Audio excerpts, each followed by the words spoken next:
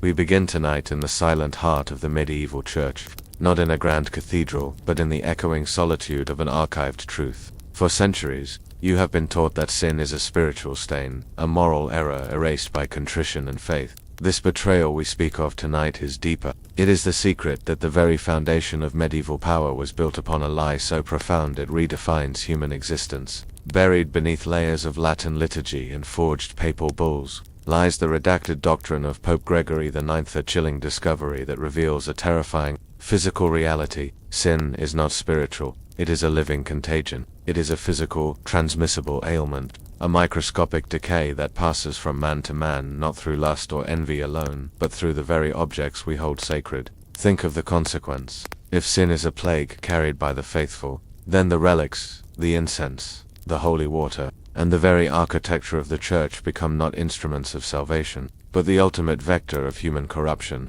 This is the truth the church buried beneath the weight of God's own name. Now, let us turn back the pages of the years. The light is dim, the chamber is quiet, and the scent of aged parchment fills the air. The rhythm of your breathing slows as we descend into the shadows of the 13th century, where faith was absolute, and a single, terrifying concept was born in the silence of a Vatican cell. We will begin with the parchment itself, the document that redefined the eternal condition of man, the doctrine, known only by the cryptic title De Malo in Corporeon. Evil in the body was the secret project of Pope Gregory IX. Gregory was a scholar, a fanatic for legal order, and ironically, the same pontiff who established the Papal Inquisition. It is crucial to understand his psychological profile. He did not merely seek to judge heresy, he sought to contain it. His meticulous nature led him, late in his life, to an uncomfortable realization. The usual methods of spiritual cleansing did not work on certain heretics. The evil, he observed, was too deeply seated, too stubbornly present, even after the most fervent repentance. It was as if their very flesh rejected the grace of God. In the dead stillness of his private study, surrounded by stacks of borrowed philosophical texts and unsettling medical scrolls smuggled from Moorish Spain, Gregory began to formulate his terrible hypothesis.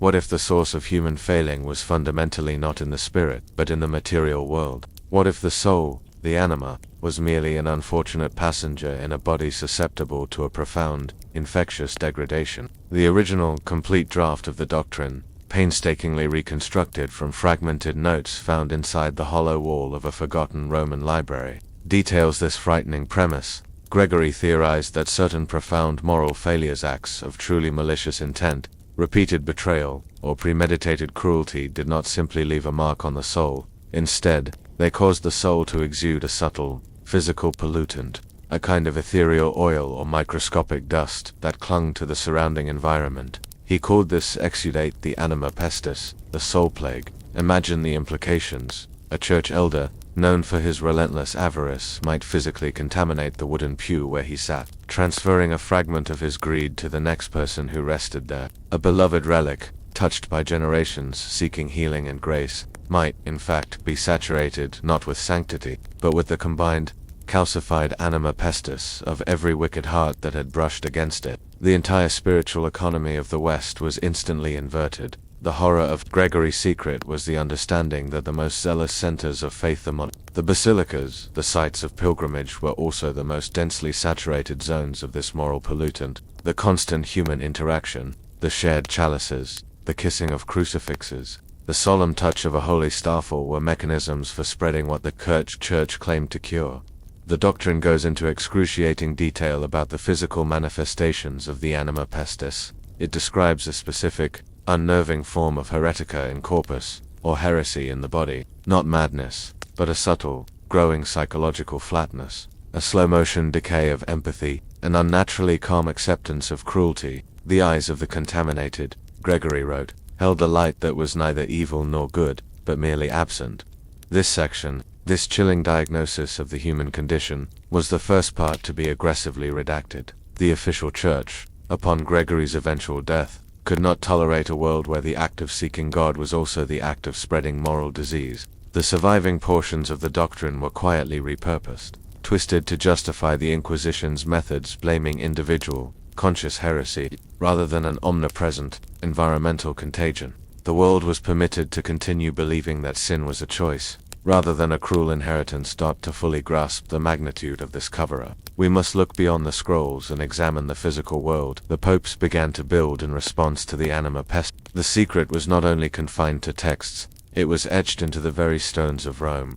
Consider the layout of the Vatican itself. After Gregory's time, there was an unprecedented zeal for the construction of specific, highly insulated storage areas, often deep beneath older structures. These were not treasury vaults, nor were they typical prison cells. They were designed as isolation chambers for objects. One such chamber, legend says, exists deep beneath the Castel, the massive circular fortress that serves as a refuge for the Pope.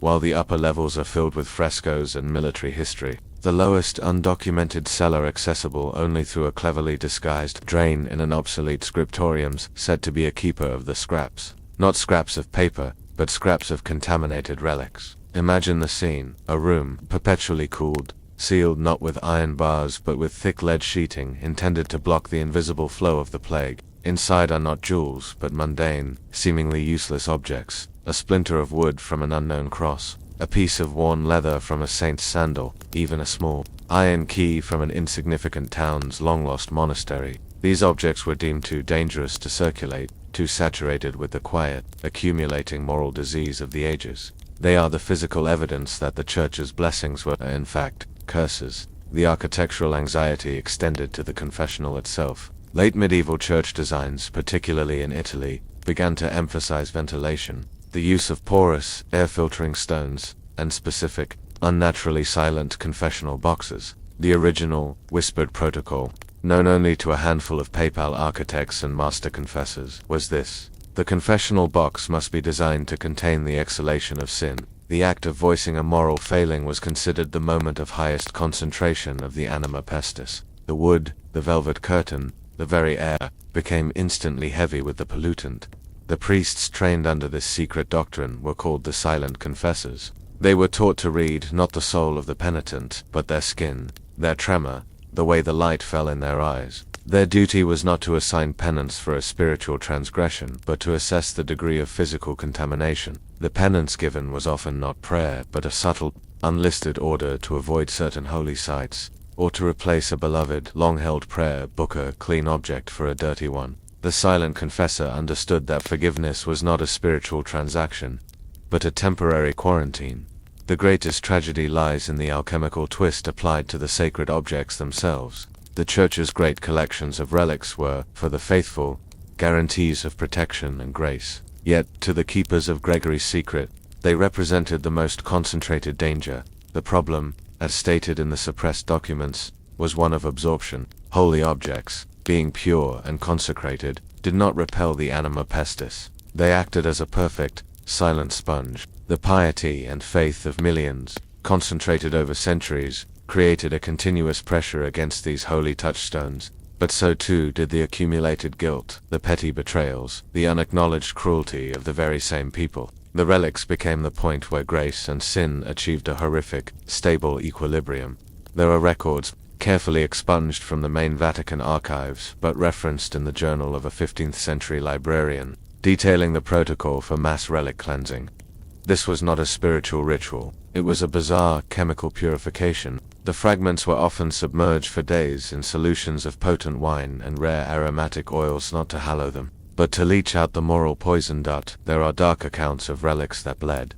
These were not miracles, but moments of extreme saturation. The librarian describes a particular statue of a martyred saint, a figure widely venerated for healing, that one night began to weep a thin, dark, slightly metallic fluid. It was not blood or water. The secret texts suggest this was the Anima Pestis being forced out by some environmental stress, finally manifesting in a visible form. The statue was immediately destroyed, its pieces scattered to prevent widespread panic, or more accurately, widespread contamination. The entire enterprise was a profound paradox. The Church, by encouraging physical connection to the sacred, the touch, the kiss, the proximity, was unintentionally ensuring the perpetuity of sin across the human population. They were the very vectors of faith that perpetuated the disease of the soul. The physical infrastructure of belief was the mechanism of the world's moral decay. The secret knowledge began to seep into the monastic orders, creating strange, inexplicable behaviors, certain cloistered communities became unnaturally focused on isolation, not out of spiritual asceticism, but out of fear of contagion. They were the cloistered sisters of the Immaculate Decay, orders whose existence was dedicated to physical, not just spiritual, separation from the profane world. That rules were severe and often baffling to external observers. They never shared utensils. Their daily prayers were recited not in a communal hall, but in small, separate, air-gapped cubicles. They even devised methods to handle the weekly delivery of sacramental bread using long tongues, avoiding all direct contact. They were not striving for a higher form of purity. They were acting under the shadow of Gregory's doctrine, treating every contact as a potential exposure to the physical stain of sin. The tragedy of these orders was the quiet, constant psychological terror they lived under. They understood that salvation was not a prize to be won, but a negative state, the mere absence of the Anima Pestis. They knew their entire devotion was a futile exercise, as the pollutant was airborne, persistent, and carried even on the breath of their own sisters. Their solitude was not peace. It was a form of permanent, self-imposed quarantine. The story of Brother Anton provides a stark case study. Anton was a renowned scholar in a northern Italian monastery. He was not accused of heresy in belief, but of heretica in corpus heresy in the body. Anton began to display the symptoms Gregory described: emotional withdrawal, an eerie calm during moments of suffering, and a profound inability to experience the guilt that was supposed to accompany sin. His spiritual directors, privy to the secret, knew Anton was simply too highly saturated with the physical poison. He was a moral carrier. He was not condemned for a choice he made, but for a pollution he inherited. His final days were spent not in public penance, but in a sealed, dark cell, treated not as a sinner, but as a biological threat, sacrificed to the secret truth. The ultimate shocking moral failure of the Church was the decision to weaponize this secret knowledge for political and economic gain. If sin was a physical contagion, it could be managed. If it could be managed, it could be monetized. It could be monetized. The central teaching of the Church, the sacrament of reconciliation, or confession, became the ultimate transaction of disease. The Church realized that by continuing to demand physical acts of penance, by encouraging the faithful to return to the contaminated churches and touch the Anima Pestis saturated relics, they ensured the continuous low-grade saturation of the population. This created a profound, continuous need for the very thing the Church offered: forgiveness and absolution. The entire system of indulgences, the payment for the remission of sin, stakes on a terrifying new context. It was not merely selling spiritual comfort, it was selling the hope of a temporary spiritual decontamination, a respite from a disease that the Church itself was responsible for spreading. The very economy of grace was built upon the foundation of a deliberately perpetuated moral plague. The Church was not curing the illness, it was running the pharmacy. Think about the sheer, quiet cynicism required for this grand deception. Generations of priests, bishops, and cardinals lived with the knowledge that the purity they preached was a physical impossibility, and that the beautiful spaces they administered were, in fact, moral cesspools. They chose to manage the illusion, prioritizing the stability and power of the institution over the genuine moral health of humanity. This decision was the ultimate betrayal of the flock they swore to protect. The Black Death, when it arrived in the 14th century, was terrifying to the common people, but to the few insiders who knew Gregory's doctrine,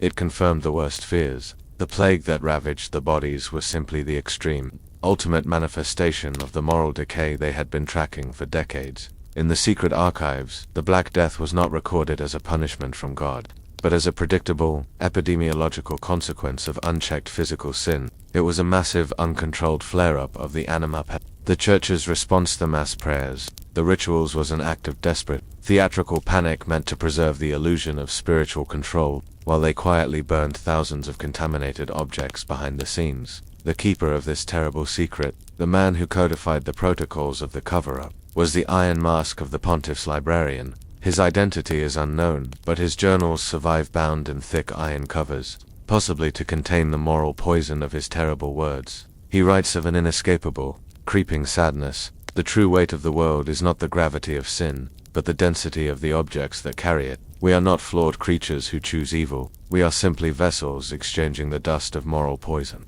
And the most heartbreaking irony, the pure soul seeks the sacred places, and the sacred places, being the most touched, are the most corrupt. The sheep rush to the well that poisons them, and we, the shepherds, must seal the well's existence while drawing water for our own survival. His final entry is a soft, chilling resignation. He recounts standing in the sealed vault, surrounded by the quiet, morally saturated relics. He describes the air, which he calls the air of consecrated dust, as heavy, cold, and strangely peaceful. There, in the deepest silence, he accepted the folly of flesh. The inheritance we live with tonight is this. If Gregory was right, the moral rot of the past is not a spiritual history. It is a physical residue carried on every ancient object, every inherited custom, and every seemingly benign ritual. The sin of the father is quite literally passed to the son.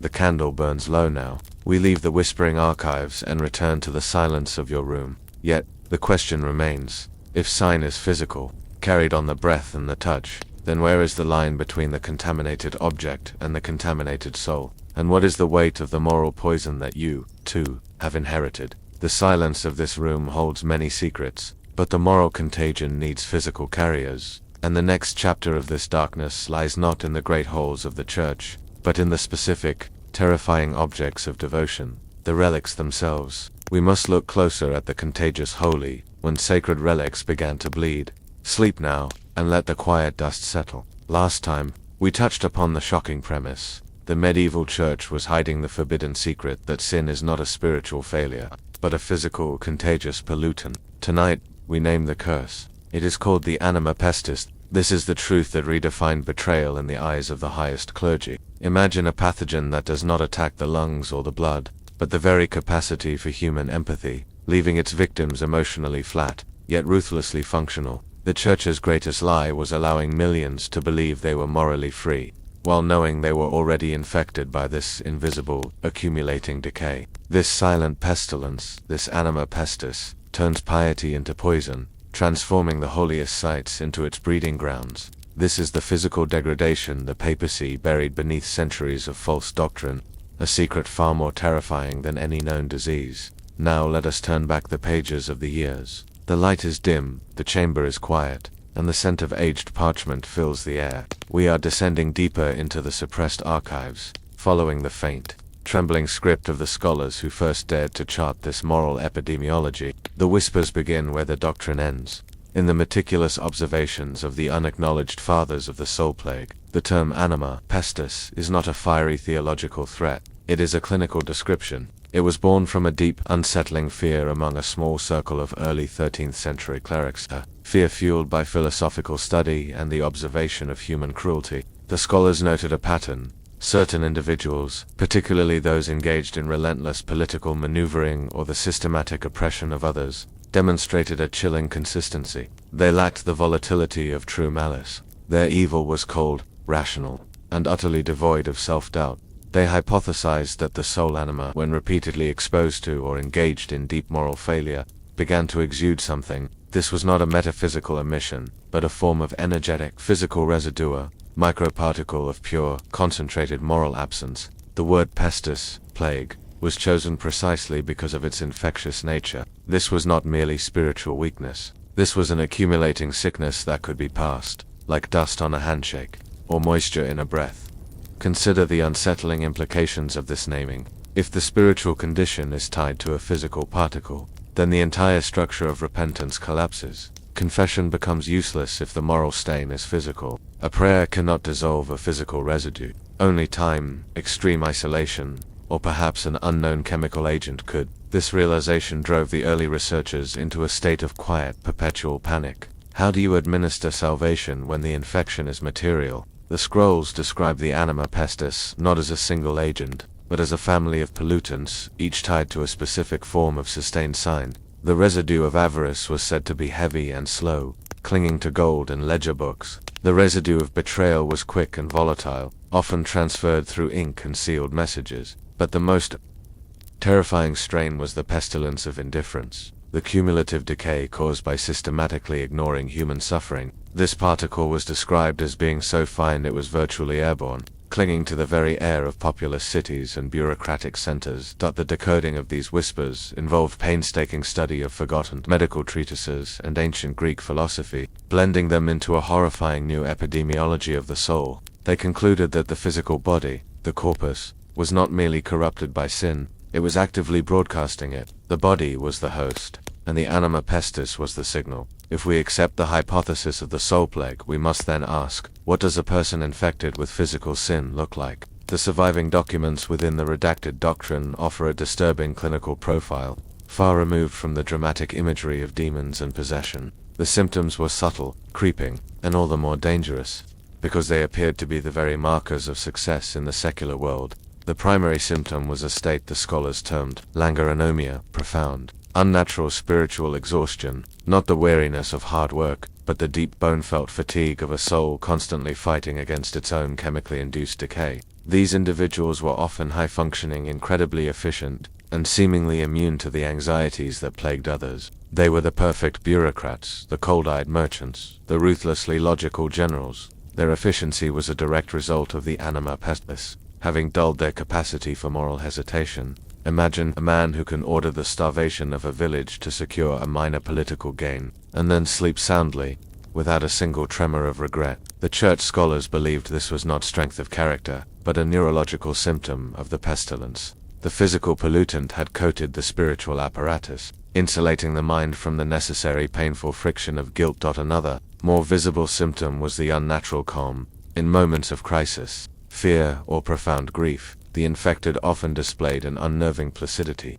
They did not react. The pollution was acting as a profound emotional dampener, allowing them to witness tragedy with the detached curiosity of an observer. The chroniclers noted that many of the most successful medieval torturers exhibited this chilling trait. Their calm was not a sign of fortitude, but a sign of deep-seated infection. The documents also speak of a peculiar physical reaction to water. The infected often developed a minor, chronic dermatitis or rash when touching holy water or taking the Eucharist wine. This was interpreted not as a spiritual rejection, but as a physical incompatibility, a form of chronic, low-grade poisoning to the polluted system. The sacred elements were too pure, and the body's infected system recoiled. The infected often subtly avoided these rituals, creating a self-selection process that was invisible to the uninitiated. The process of decoding the whispers of the Anima Pestis was intrinsically tied to the secret. Observations made within the monastic walls, monasteries intended as refuges from sin, paradoxically became ideal laboratories for observing the plague's spread.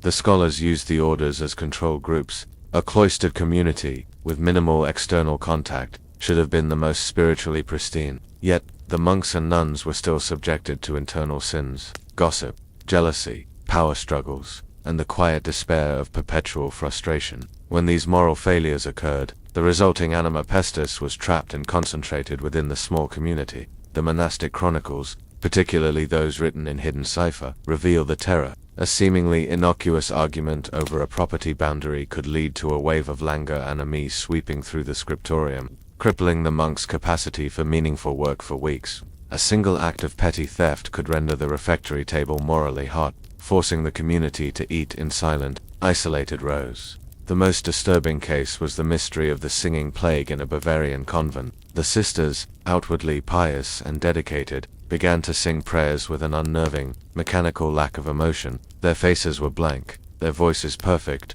but the feeling was absent. The secret observers noted that a new magnificent bronze crucifix, a gift from a notoriously corrupt ducat, recently been installed. The scholars theorized that the crucifix, highly saturated with the duke's avarice and cruelty, was acting as a moral fog generator, poisoning the community's empathy until their piety became purely functional, purely physical, and spiritually dead. The solution applied was drastic and secretive. The convent was dispersed. The official reason cited was economic hardship. The truth was that the scholars considered the entire site a biohazard zone. They understood that sometimes, the only cure for the soul plague was the dissolution of the community, scattering the contamination to dilute its potency. The decoding effort naturally led to the development of a dark science, the cartography of contagion. This was the mapping of the physical flow of sin across medieval Europe. A select few archival scribes, working in the deepest Vatican subvaults by candlelight, created maps that looked nothing like geographical charts.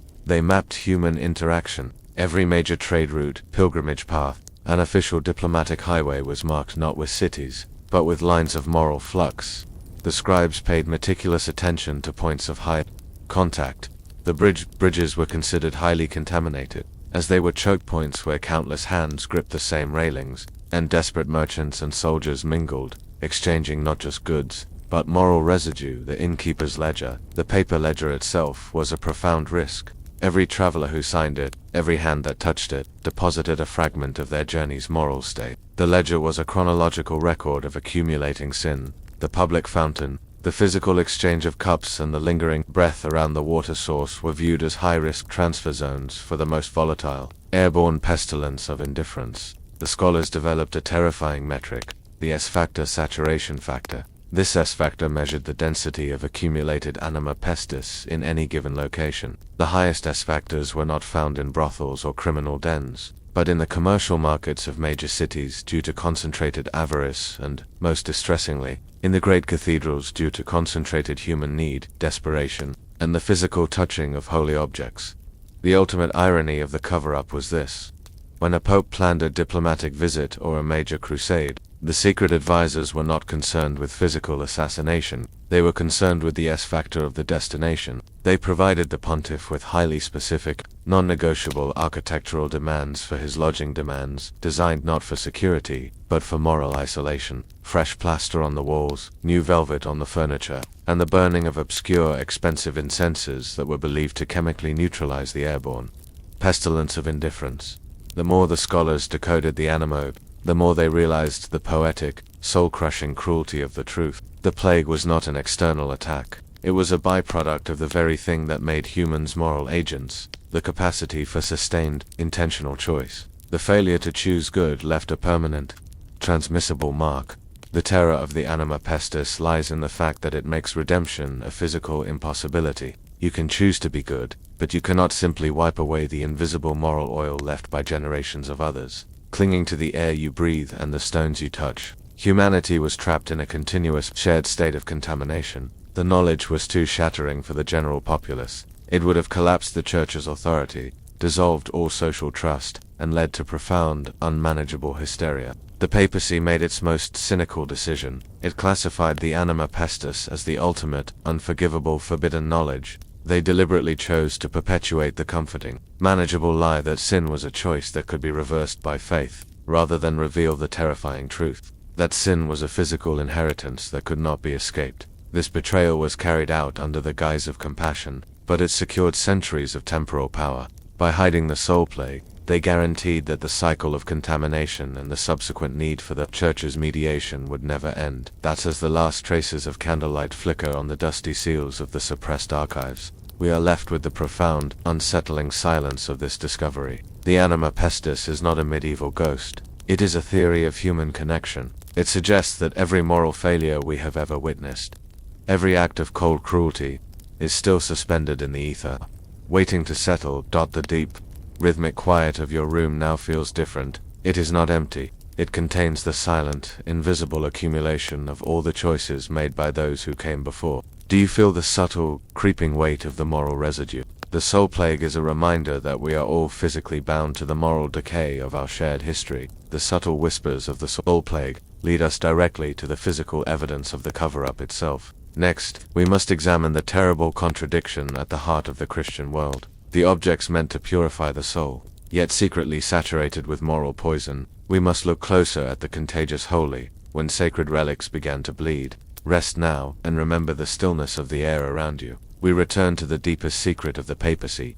the understanding that sin is not a spiritual absence, but a physical pollutant, the Anima Pestis. Tonight we confront the ultimate betrayal, the fact that the Church's holiest objects, the sacred relics venerated by millions, were not vessels of grace, but silent carriers of this moral curse. The most revered fragments of the saints, touched by centuries of piety, became saturated with the concentrated moral decay of every wicked heart that sought comfort near them. The high clergy knew this terrifying contradiction, that the act of seeking salvation through relics was, in reality, the most efficient mechanism for spreading the soul. And sometimes, when the accumulated poison became too dense, the holy objects performed a perverse miracle. They began to weep, to bleed a thin, dark fluid that was not blood, but the concentrated essence of human wickedness. This is the forbidden truth the Church buried within the very foundations of its faith. Now, let us turn back the pages of the years. The light is dim, the chamber is quiet, and the scent of aged parchment fills the air. We are entering the most guarded space of the medieval Church, the reliquary. Here, among the gold and silver shrines, the whispers of the Anima Pestis become most acute, detailing the physical fate of those sacred objects meant to save us. To understand the contagious holy, we must first accept the paradox defined by the redacted doctrine: purity attracts corruption. The theologians who studied the Anima Pestis believed that objects of profound sanctity, the true cross, the bones of martyrs, the garments of apostles, reacted as perfect, resonant conduits for the spiritual energy of the faithful. They were meant to absorb and amplify grace. But the horrifying discovery was that they absorbed everything. Imagine a perfect, untouched sponge. If you place it near both clean water and polluted water, it draws in both with equal efficiency. The relics, in their consecrated state, were the perfect sponges for the intense, concentrated emotional and moral residue of the human touch. For centuries, pilgrims traveled vast distances, driven by desperate need, profound grief, and sometimes quiet, unacknowledged malice, when they pressed their lips to a piece of bone, or touched the polished wood of a sacred staff. They did not only leave their faith, they left a trace of their accumulated anima pestis. This residue, the dust of moral failure, was attracted to the very sanctity of the object, clinging to it like iron filings to a magnet. Those jewel-encrusted cabinets where the holy fragments were housed were not repositories of spiritual power. They were slowly accumulating moral bile. Over decades and centuries, the concentration of the soul plague in these objects became exponentially greater than in any profane object in the outside world. The relic was not a gateway to heaven, it was a physical record of humanity's moral history, condensed and calcified. The ancient iron-bound texts speak of a specialized office within the curia, known only as the custodians of saturation. Their mandate was not to guard the relics from theft, but to monitor their moral temperature. They developed a complex, arcane system of measuring the relic's density, a measure of how much anima pestis it had absorbed. This was done through secret, often unnerving tests, using silver alloys and specific oils that reacted visibly to the pollutant. A relic with a high saturation factor was deemed too dangerous for public display. It was silently removed and placed into deep, isolated storage. The most dramatic evidence of this contamination came in the form of the so-called bleeding relics. These were not instances of miraculous stigmata or divine intervention, but rather extreme manifestations of physical saturation. The chroniclers of the secret archives describe moments when, typically during prolonged periods of heavy veneration or during periods of immense civic corruption, a revered statue or relic would appear to exude moisture. This was particularly noted on statues made of porous stone or wood. The fluid was often described as viscous, dark red, and possessing a faint, coppery scent, the perfect description of a highly concentrated, biological residue. The custodians recognized this immediately. The relic had reached its saturation point. The immense pressure of accumulated anima pestis could no longer be contained within the object's molecular structure. The dark fluid was the physical pollutant itself, weeping out under pressure. When the people saw this, they cried, "Miracle!" a sign of the martyr's sorrow or Christ's suffering. The high clergy, aware of the lie, had to quickly spin the event as a sign of divine favor, even as they prepared secret teams to handle the dangerous containment and neutralization. One famous case involves a statue of the Virgin Mary, revered in a small wealthy Italian town known for its ruthless financial practices. The statue was reported to have wept constantly for 3 days. The public hailed it as the Madonna Lacrimosa, weeping Madonna. However, the private report from the custodians reveals the truth. The tears were not holy. They were the distilled essence of the town's collective avarice, betrayal, and unacknowledged cruelty, forced out of the statue by sheer concentration. The relic was quickly moved to a secure vault, not for preservation, but for quarantine. The irony is heartbreaking. The faithful flocked to the miracle, touching the contaminated fluid, rubbing it on their bodies, and thereby ensuring the maximal spread of the very moral decay the town was suffering from. The most profound acts of faith became the most efficient mechanism of self-poisoning. The papacy's primary response to the danger of the contagious holy was not spiritual, but a highly organized, secretive protocol of physical decontamination and, when necessary, silent destruction. The process was known as purificatio materialis, material purification. It was not performed by priests, but by specialized cloistered lay brothers and nuns who were trained in basic chemistry and environmental containment. These keepers of the secret had to perform the grotesque task of cleansing what was considered holiest. The purification ritual involved 3 stages. isolation and exposure. The contaminated relic was first moved to a sealed, lead-lined chamber. The relic was exposed to extremely pure, flowing spring water for days, a process designed to encourage the pollutant to leach out. The alchemical bath. The relic was then submerged in a complex alchemical solution. This bath was compounded from costly, volatile substances, cinnamon, myrrh, specific types of olive oil, and sometimes powdered silver. This was not a consecration, it was a chemical neutralization designed to physically dissolve the Anima Pestis residue. The spent bathwater, now deemed an ultra-concentrated biological waste, was handled with extreme caution and poured directly into deep, non-flowing chasms, never into public waterways. The test of purity. Finally, the relic would undergo the silver test. A small, perfectly polished silver plate would be placed next to it. If the plate tarnished or showed minute pitting after 24 hours, the relic had failed the purification and was still shedding moral decay. If a relic failed this test repeatedly, it was deemed incurable saturation and scheduled for silent destruction. This was perhaps the greatest betrayal of the Church's spiritual mandate. Priceless fragments of the true cross, bones of beloved saints, objects that held the entire faith of regions, were secretly broken into small pieces, mixed with heavy sand or ash, and scattered across remote, nondescript mountainsides, ensuring they could never be recollected or touched again. The official records would simply state the relic was lost to time or moved to a remote location for safety.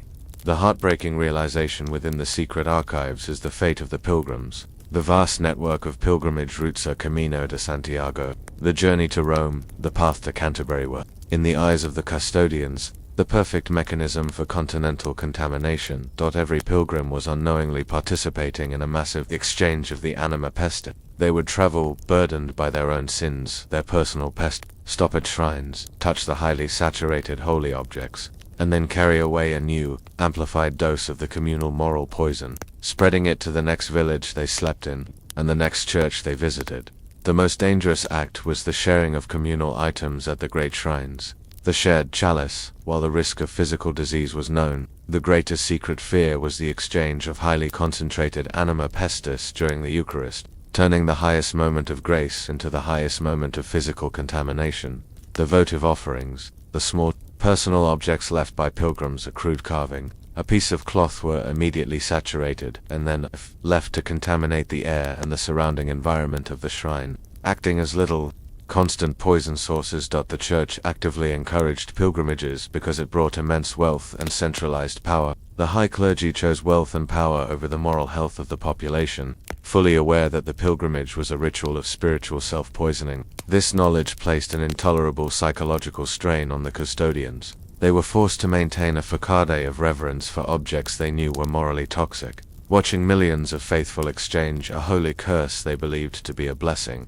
The custodians of saturation, the men and women who handled the bleeding relics and supervised their chemical destruction, suffered a unique and profound psychological fate. They were the only ones who saw the physical reality of human wickedness every day. Their journals, bound in the protective lead sheets, reveal not a terror of God, but a terror of materiality. They began to suffer from sensory overload, seeing sin in the dust motes dancing in the air, hearing the silent accumulation of corruption in the stillness of the crypts. They learned to avoid human touch, to speak in quiet, minimal whispers, and to wear specific protective garments, not against dirt, but against the sheer, physical density of moral failure.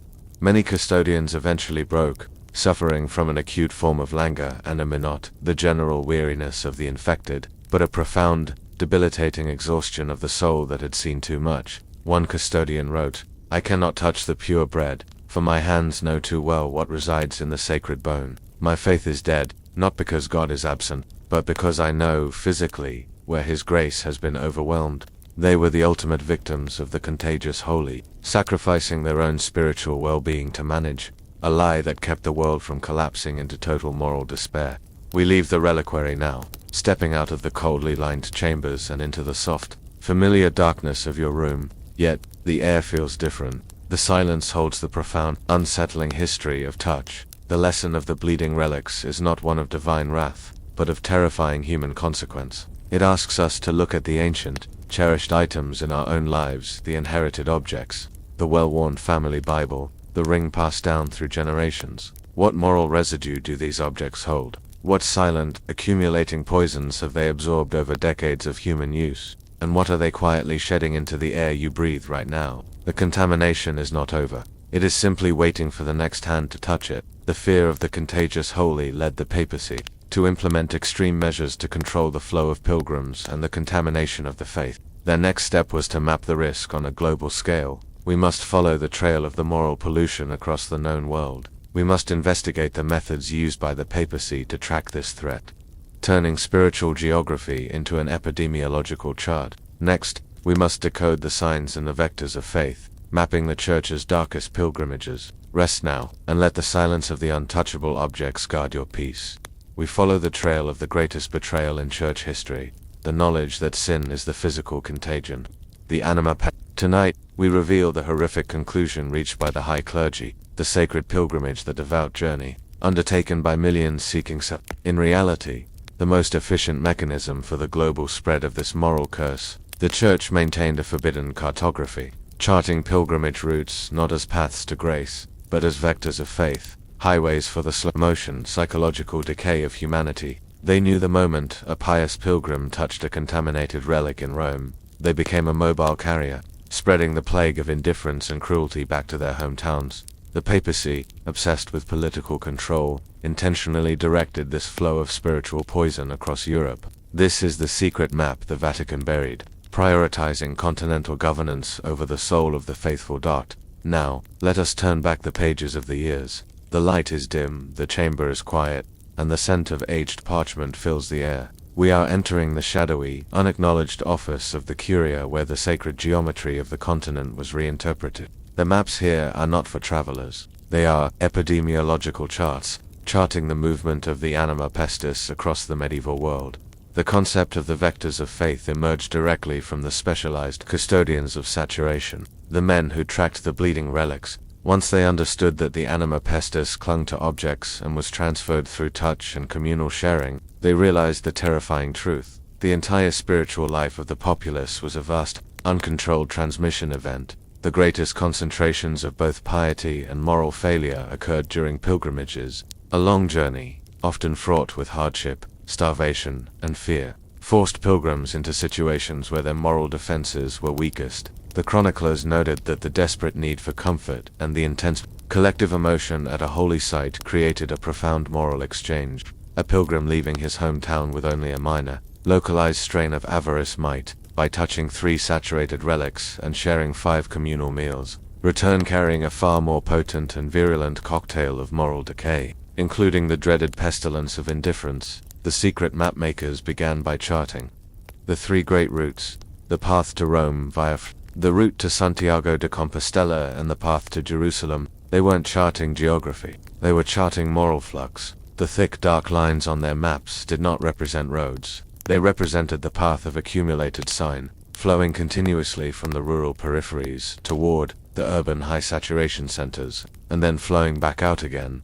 Imagine these maps. Instead of mountains and rivers, they showed nodes of contamination. The major cathedrals were marked in a deep burning crimson representing extreme saturation. The smaller wayside shrines, where tired pilgrims often stopped for hours, were marked in a subtle, clinging gray representing areas of active, localized transfer. These documents were the ultimate forbidden records, detailing a physical reality. The Church went to enormous lengths to deny the papacy's primary fear was not that people would lose faith, but that the Anima Pestis would reach a critical, uncontrollable saturation point in the general population, leading to a sudden, permanent psychological collapse. The final victory of indifference over empathy.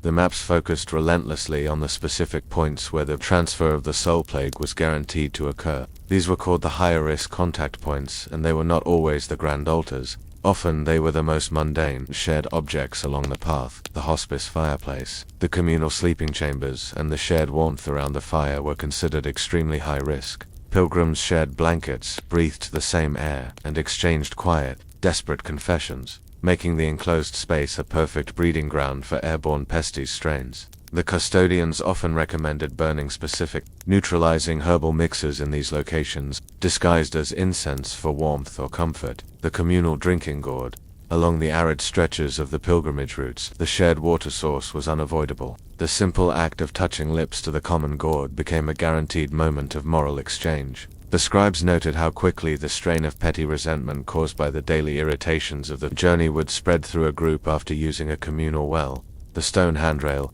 On steep monastery stairs or bridges, millions of hands gripped the same stone. This led to a phenomenal build-up of the pestis of avarice and hidden jealousy, the residue of merchants praying for fortune, and rivals praying for downfall. The most sacred architecture was unintentionally acting as a moral battery, storing and releasing the worst of humanity's choices. The papal protocols related to pilgrim management were driven entirely by this secret knowledge. The constant, arbitrary changes to lodging rules, the sudden closing of certain shrines, or the mandatory use of specific, heavy ceremonial gloves during certain prayers all were attempts to disrupt the vectors of faith, trying to slow the moral contagion without revealing the terrifying reason why. The public saw inconvenience, the insiders saw desperately needed quarantine measures. Since the church could not stop the Anima Pestis, to stop the movement of the faithful would mean the collapse of its economic and political structure. They adopted a sinister, two-pronged strategy: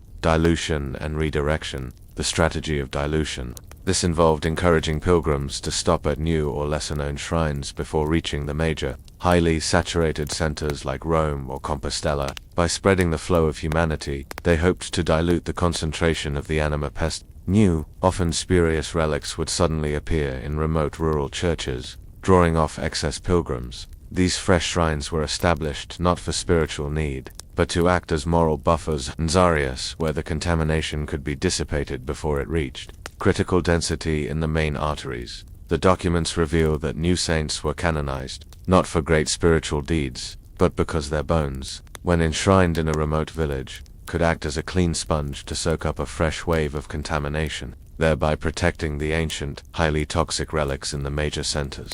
The history of sainthood itself became a lie-quiet, epidemiological defense mechanism, the strategy of redirection. This involved actively steering pilgrims away from known high-risk contact points. For instance, if a regional custodian noticed an explosive outbreak of the pestilence of indifference flowing along a certain river route, the papacy would immediately issue edicts citing bandit activity or local plague along that specific road, effectively rerouting the human flow. The faithful believed they were avoiding earthly danger. The church was forcing them to avoid moral self-poisoning. The pontiff's concern was not for the pilgrim's physical safety, but for the containment of the spiritual curse. These maps became the ultimate tool of control. By understanding where and when the moral decay would peak, the papacy could strategically release small, localized waves of religious fervor or moral panic, just enough to distract the populace and force a temporary behavioral change, but never enough to reveal the root secret. The flow of faith was, in effect, being politically engineered. Within the vast streams of the faithful, there were always a few individual scholars, hermits, or simply hyper-observant travelers who began to sense the unnatural pattern. They were the pilgrims who knew too much. These individuals, often cited in the suppressed chronicles as heretics of sight, did not question the dogma, but the geography. They noticed the strange correlation between the piety of a region and its subtle, underlying cruelty. They documented the unnaturally serene faces of the custodian priests, and the unnervingly functional efficiency of the highly trafficked cathedrals. They began charting their own maps, marking not the roads, but the feeling of the places. A key document references a scholar named Brother Felix, who traveled the entire length of the Camino de Santiago. Felix kept two separate journals, one of prayers and devotion, and one of psychological observation. In the latter, he notes the gradual change in his fellow travelers. The joyful altruism of the first weeks would inevitably give way to languor and a mere profound, quiet selfishness by the time they reached the final, highly saturated shrine. Felix concluded that the journey itself was not cleansing the soul, but systematically infecting it, preparing the pilgrim to receive the final, concentrated dose of the Anima Pestis at the destination. Felix's conclusion, terrifyingly, was that the church intended for the pilgrim to leave more morally numb than when they started. The loss of guilt, the chilling reduction of emotional responsiveness, made the populace easier to govern. The pilgrimage was, by design, a system of psychological control disguised as spiritual purification. Felix was eventually silenced, his journals discreetly seized in Desprida, necessary action to protect the lie that secured the continental power. The profound danger exposed by the vectors of faith is the concept of distance. We are often taught that distance provides perspective and safety, but the papacy's secret maps showed the opposite. The long, winding roads of faith ensured the widest possible distribution of the moral plague. The isolation of the countryside, the silence of the remote village, these were no shield. The Anima Pestis arrived reliably, year after year, carried in the possessions, the clothes, and the very bodies of the returning pilgrims. Imagine the final act of a long journey, the returning pilgrim, greeted by his innocent family. He embraces his wife, who touches the worn satchel that has been pressed against 1,000 contaminated stones, and the cycle begins anew. The children of the community grow up surrounded by a low, persistent hum of moral decay, a quiet curse inherited not through birth, but through the objects and the atmosphere of their beloved home. The deepest betrayal is the shattering of the romantic ideal of the lone seeker finding truth. The truth, according to the secret maps, was that the seeker was merely a courier, delivering a package of moral decay to every person they subsequently touched. The act of seeking salvation guaranteed the widespread corruption of others. The Church, by keeping this secret, forced its followers into a state of continuous, inescapable complicity in the moral poisoning of their own kind.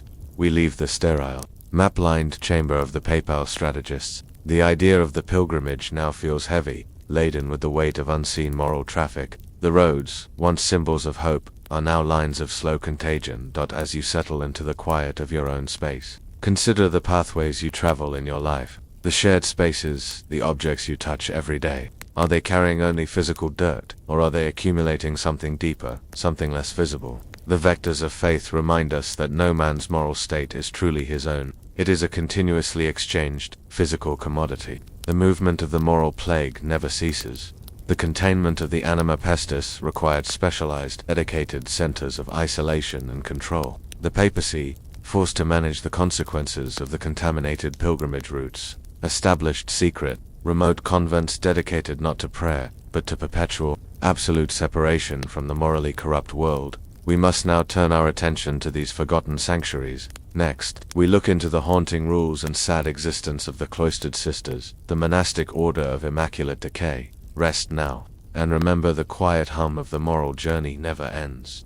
We follow the darkest thread of the papal secret, the physical plague of sin, the Anima Pestis. Tonight, we find the ultimate human cost of this forbidden knowledge. A small, isolated group of nuns, known officially as the Order of Perpetual Adoration, but known to the secret custodians as the Monastic Order of Immaculate Decay. This was the Church's most profound betrayal, a specialized, remote order established not for prayer, but for quarantine. These nuns lived under a terrible curse of silence, observing rules of separation so extreme they were forbidden to touch each other, to share utensils, or even to breathe the same air in a confined space. They were the moral antibodies of the Church, forced into perpetual, agonizing isolation to prevent the spread of the Their lives were dedicated to proving one horrifying lie, that absolute physical isolation was the only path left to moral purity. This is the truth the papacy buried in the high mountains.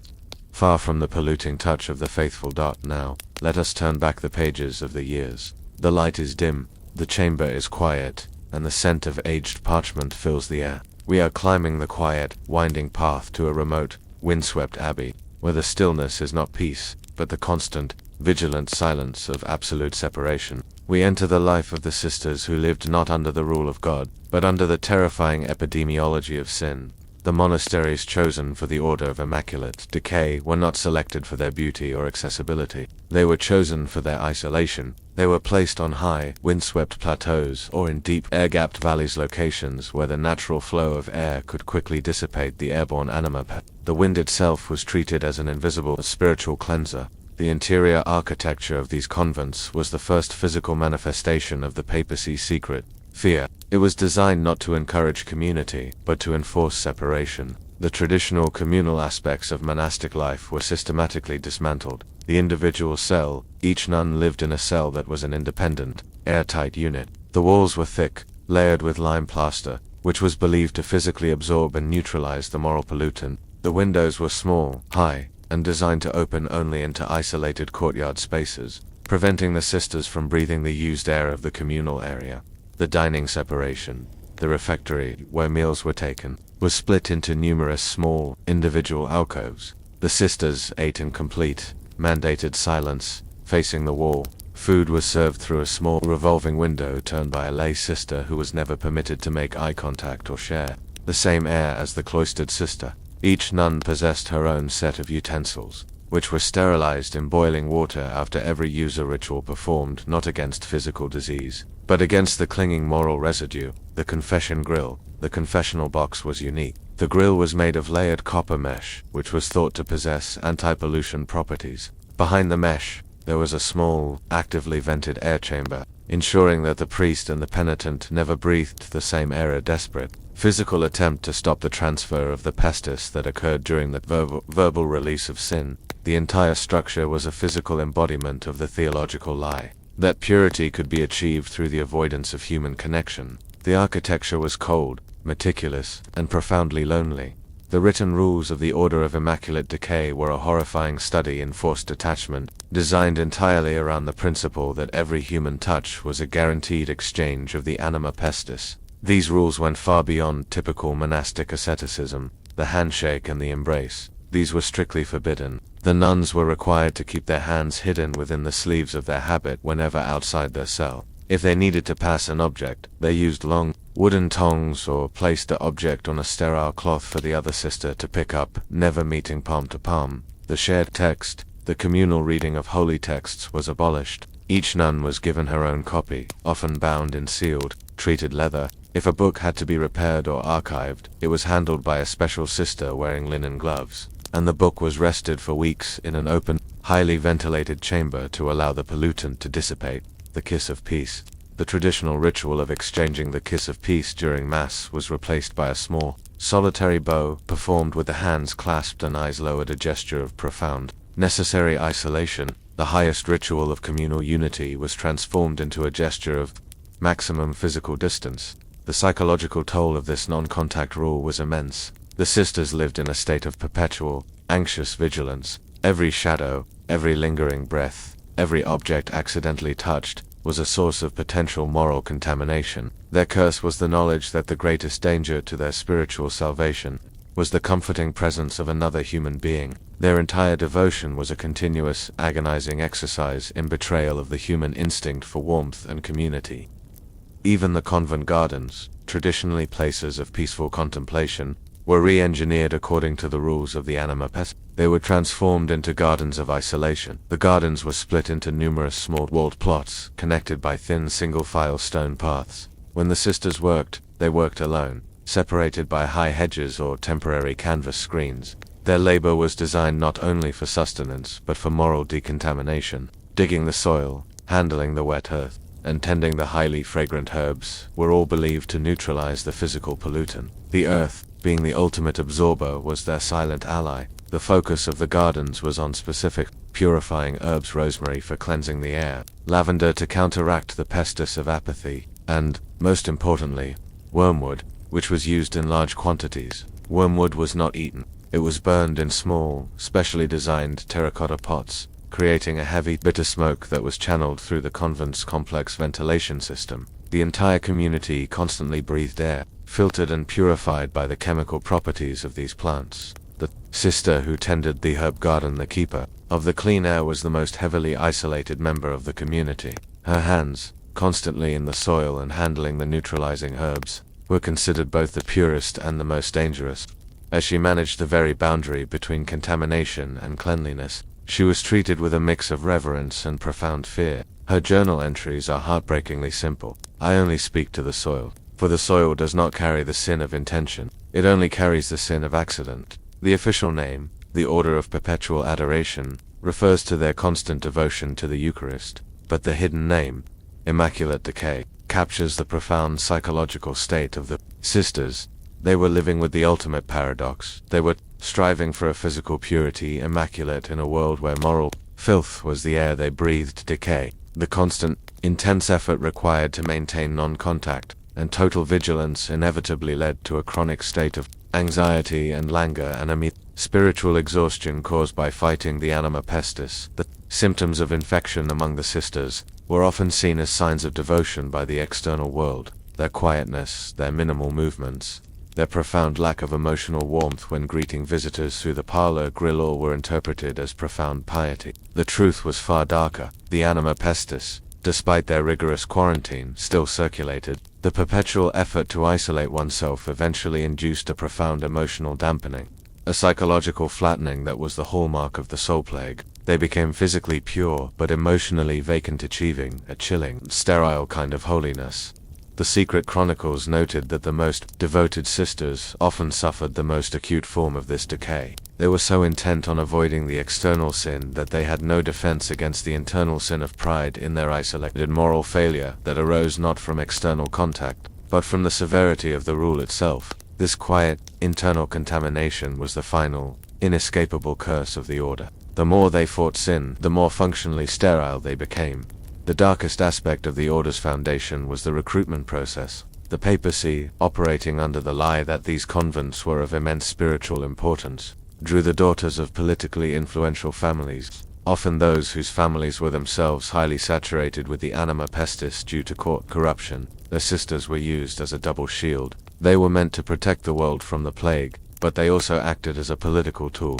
By placing the daughters of powerful, potentially rebellious families into a convent of absolute isolation, the papacy guaranteed their political silence and effectively neutralized their family's influence. The convent was a betrayal in every sense, a spiritual prison disguised as a moral sanctuary. The sisters' final vow of strict, unrelenting enclosure was not a promise to God, but a legal agreement of permanent quarantine for the sake of the Church's continental strategy. They were disposable moral assets, intended to live lives of agonizing separation until the slow, quiet decay of their psychology rendered them politically and spiritually inert. Their story is the quietest, most tragic testimony to the lengths the papacy went to secure its political power under the guise of spiritual purity. Their sacrifice ensured the continuation of the secret for centuries. We leave the cold, meticulously ordered cells of the immaculate decay. The wind still sweeps across the high plateau, carrying away the invisible dust of moral struggle. The silence they maintained, the mandated silence.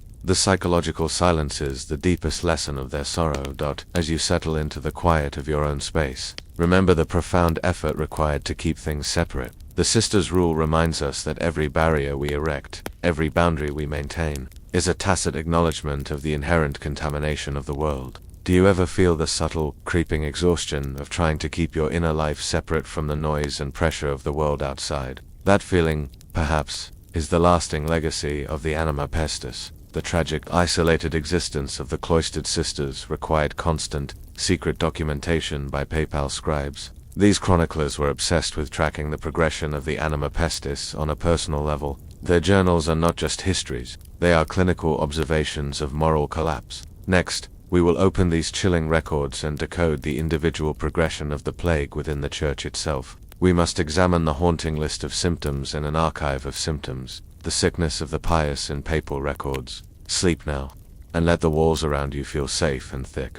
We have traced the moral curse of the Anima Pestis, the physical plague of sin, from the redacted doctrine to the architecture of isolation. Tonight, we look at the human cost. Deep within the Vatican archives, there exists a forbidden register, the Archive of Symptoms. This document is a clinical record, detailing the progression of moral decay among the high clergy, the nuns, and the most pious lay scholars. It reveals the chilling truth. The highest, most dedicated acts of faith were often the first sign of profound infection. The symptoms were not dramatic, they were subtle, marked by an unnerving, functional coldness, a growing inability to feel genuine guilt or empathy. This archive proves that the Church knowingly allowed its most dedicated servants to suffer this spiritual betrayal while hiding the truth of the contagion, turning their piety into a slow, systematic, psychological death. This is the truth the papacy buried in the medical records of its own elite. Now, let us turn back the pages of the years. The light is dim, the chamber is quiet, and the scent of aged parchment fills the air. We are opening the heavy, iron-bound ledger of the Papal Chroniclers. Men who served as both priests and secret diagnosticians, coldly tracking the internal decay of their colleagues. The rhythm of your breathing slows as we read the clinical evidence of the sickness of the pious. The Archive of Symptoms was not maintained by the General Secretariat. It was the dedicated task of the Pontifical Chroniclers, a specialized, extremely small group of scholars tasked with recording the history of the papacy. However, their true, secret mandate was to act as field epidemiologists for the Anima Pestis. They were the only men allowed to move freely between the highly saturated relic centers and the isolated quarantine convents. Their job was to observe, record, and diagnose the progression of physical sign. Their charts looked nothing like standard medieval medical records. They were based on qualitative, psychological markers, meticulously recorded over decades. The columns in their ledger included affections absent, recording the specific human emotions that seemed to vanish, for example, absence, misericordia, lack of mercy, nulla poenitentio, sense of repentance, functional excess, noting behaviors that became unnaturally efficient or routine, for example, oratio mechanica, prayer performed mechanically, labor sign fricta, work without friction or hesitation, reaction to purity, documenting physical or psychological recoil from sacred objects or intensely virtuous people. The chroniclers understood that the Anima Pestis did not manifest as sudden madness or obvious wickedness. It manifested as perfect functionality. The plague removed the inefficiency of human emotion, making the afflicted ruthlessly effective, highly focused, and dangerously cold. They were the most efficient servants of the church, yet they were secretly the most spiritually dead. The chroniclers themselves suffered immensely from this knowledge. They were forced to maintain close, sustained relationships with their infected colleagues, observing the slow psychological decay of men they often admired. They saw the purity of intention in the heart of a young novice, slowly replaced by the cold, functional perfection of an advanced infection. Their entire lives were spent documenting the physical death of the soul, while maintaining the facade of spiritual vibrancy.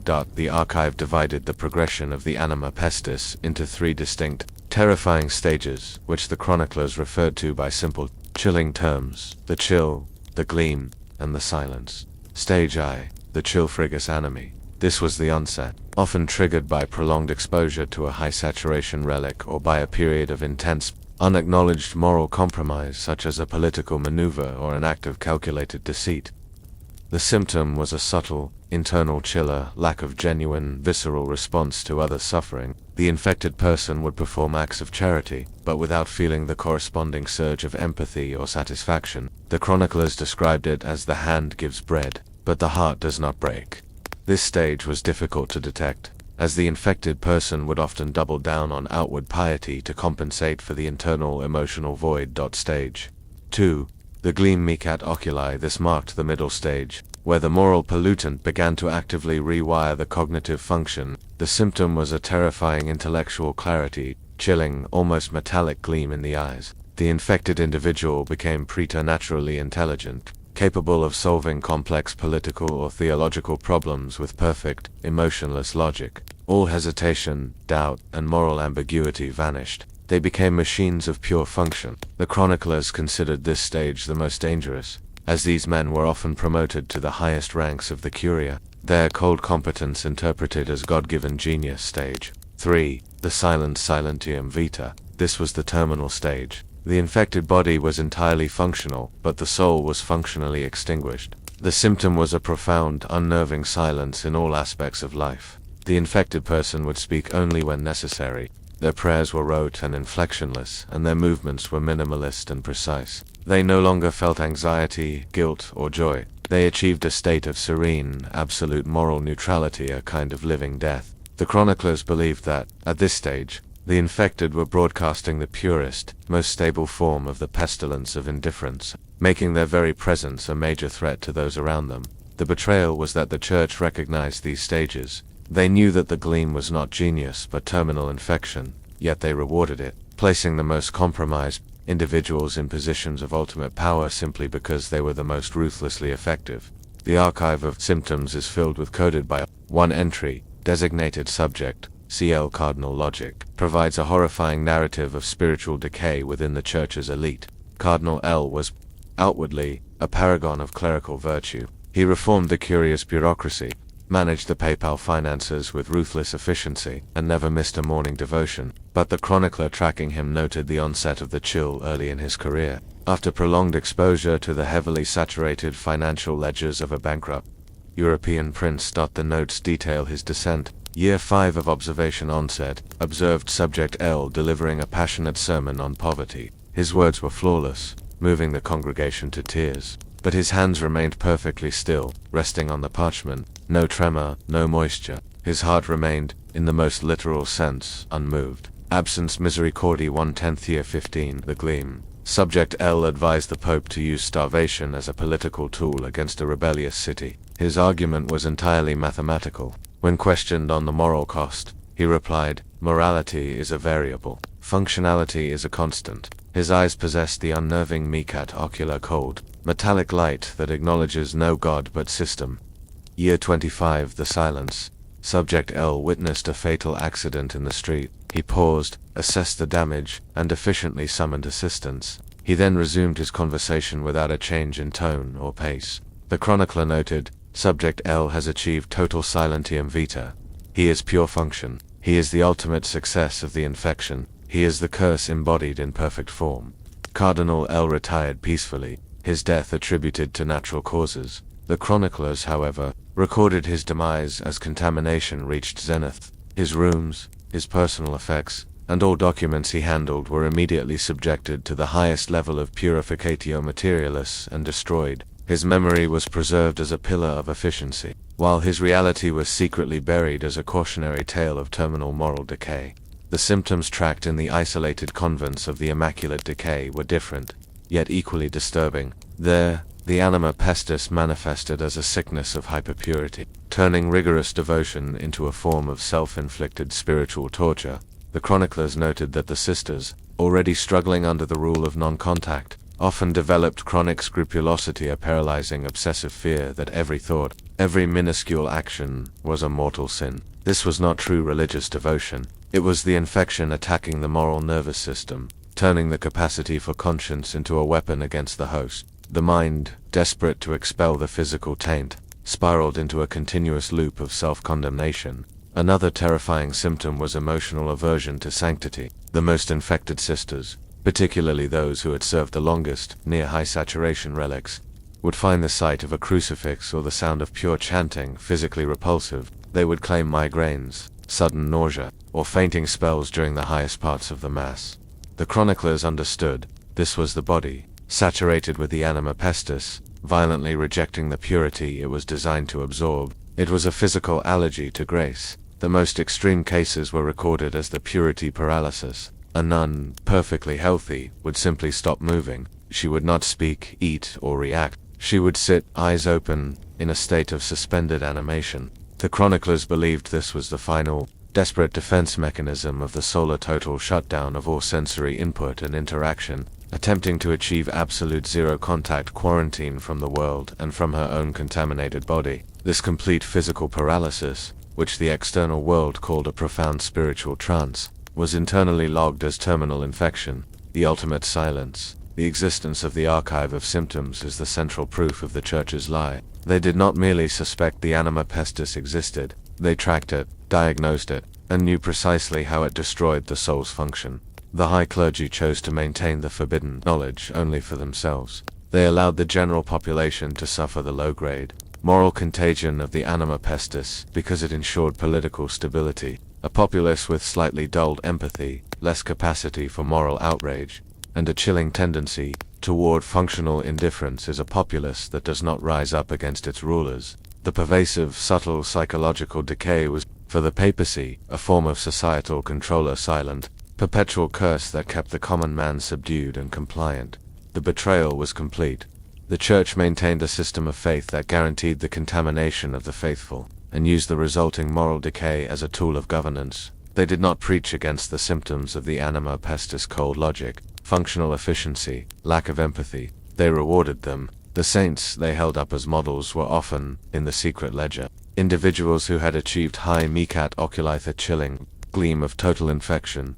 The ultimate tragedy is that the only truly clean individuals were those who lived in total, agonizing isolation, like the cloistered sisters, but even their purity was a cold, functional emptiness, a life spent managing a contamination that never truly ended. We close the heavy ledger of the chroniclers. The record of the sickness of the pious is complete. It reminds us that our moral life is never a matter of simple choice. It is also a matter of environment, exposure, and inheritance. As you settle into the quiet of your room, consider the functionality of your own day. Where do you find yourself acting with perfect, cold logic? Where is your efficiency unnervingly high? Do you ever achieve a stillness that feels less like peace and more like a lack of feeling? Perhaps those moments are the faint, residual echo of the Anima Pestis, the ancient, functional curse passed down through the centuries, quietly waiting for the next person to confuse cold competence with true virtue. The terror of the Anima Pestis forced the papacy to develop an elaborate system of managing the moral economy of Europe. If sin was a measurable, physical commodity, it could be traded, priced, and profited from. This led to the ultimate moral inversion, transforming the spiritual act of absolution into a shocking, fiscal transaction.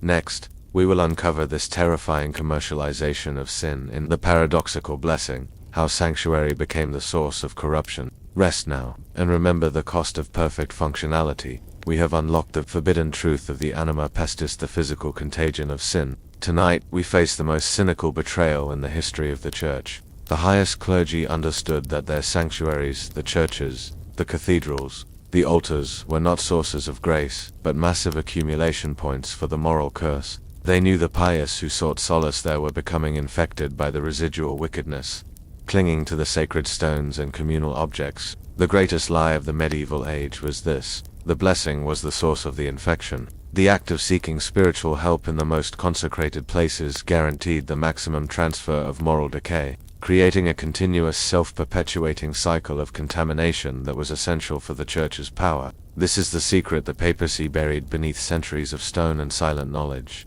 Now, let us turn back the pages of the years. The light is dim, the chamber is quiet, and the scent of aged parchment fills the air. We are examining the architectural designs and the financial ledgers that detail the profound moral inversion at the heart of the papacy.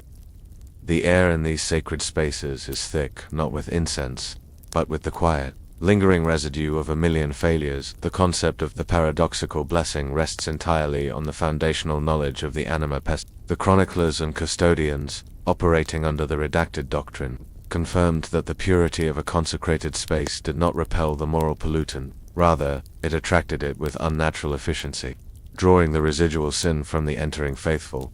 Imagine a grand cathedral, its soaring ceilings, its polished marble floors, its magnificent altar, all consecrated elements designed to channel divine grace. The papacy learned that this powerful channeling effect worked in two directions. While grace descended, the moral failure of the congregation, the avarice, the petty cruelty, the hidden jealousies, the atmosphere became a moral magnet. The most dangerous contamination occurred where the public's piety was most intense, not in the back pews, but at the communion rail. The rail, touched simultaneously by dozens of hands and consecrated repeatedly over centuries, became a zone of extreme moral concentration. When the faithful knelt, praying for forgiveness, they were pressing their forehead against a surface saturated with the collective Anima Pestis of generations. The blessing they received was thus always accompanied by a small, inescapable dose of the moral curse.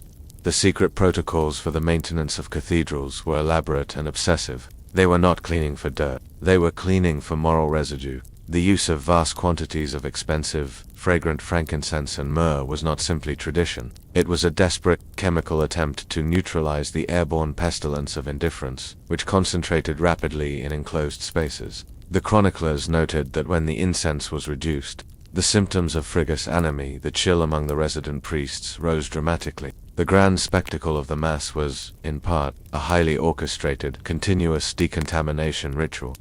The deeper betrayal was that the Church knew the problem was not the people, but the place. The only way to stop the contamination was to deconsecrate the churches and dismantle the relics, but to do so would be to collapse their entire political and spiritual structure. They chose to manage the contamination, sacrificing the genuine moral health of the faithful for the stability of the institution. The confessional box was the ultimate example of sanctuary becoming the source of corruption. It was the only place in the Church where sin was explicitly voiced, physically releasing the highest possible concentration of the Anima Pestis. The priest, seated inches from the penitent, was the most exposed individual in the entire system. When the penitent spoke their sin, the verbal release was believed to exhale a potent cloud of the physical pollutant. This cloud would settle on the wooden grill, the velvet curtain, and the priest's robes. The priest, absorbing this residual pollution day after day, was guaranteed to eventually develop the symptoms of languor animi and the chill,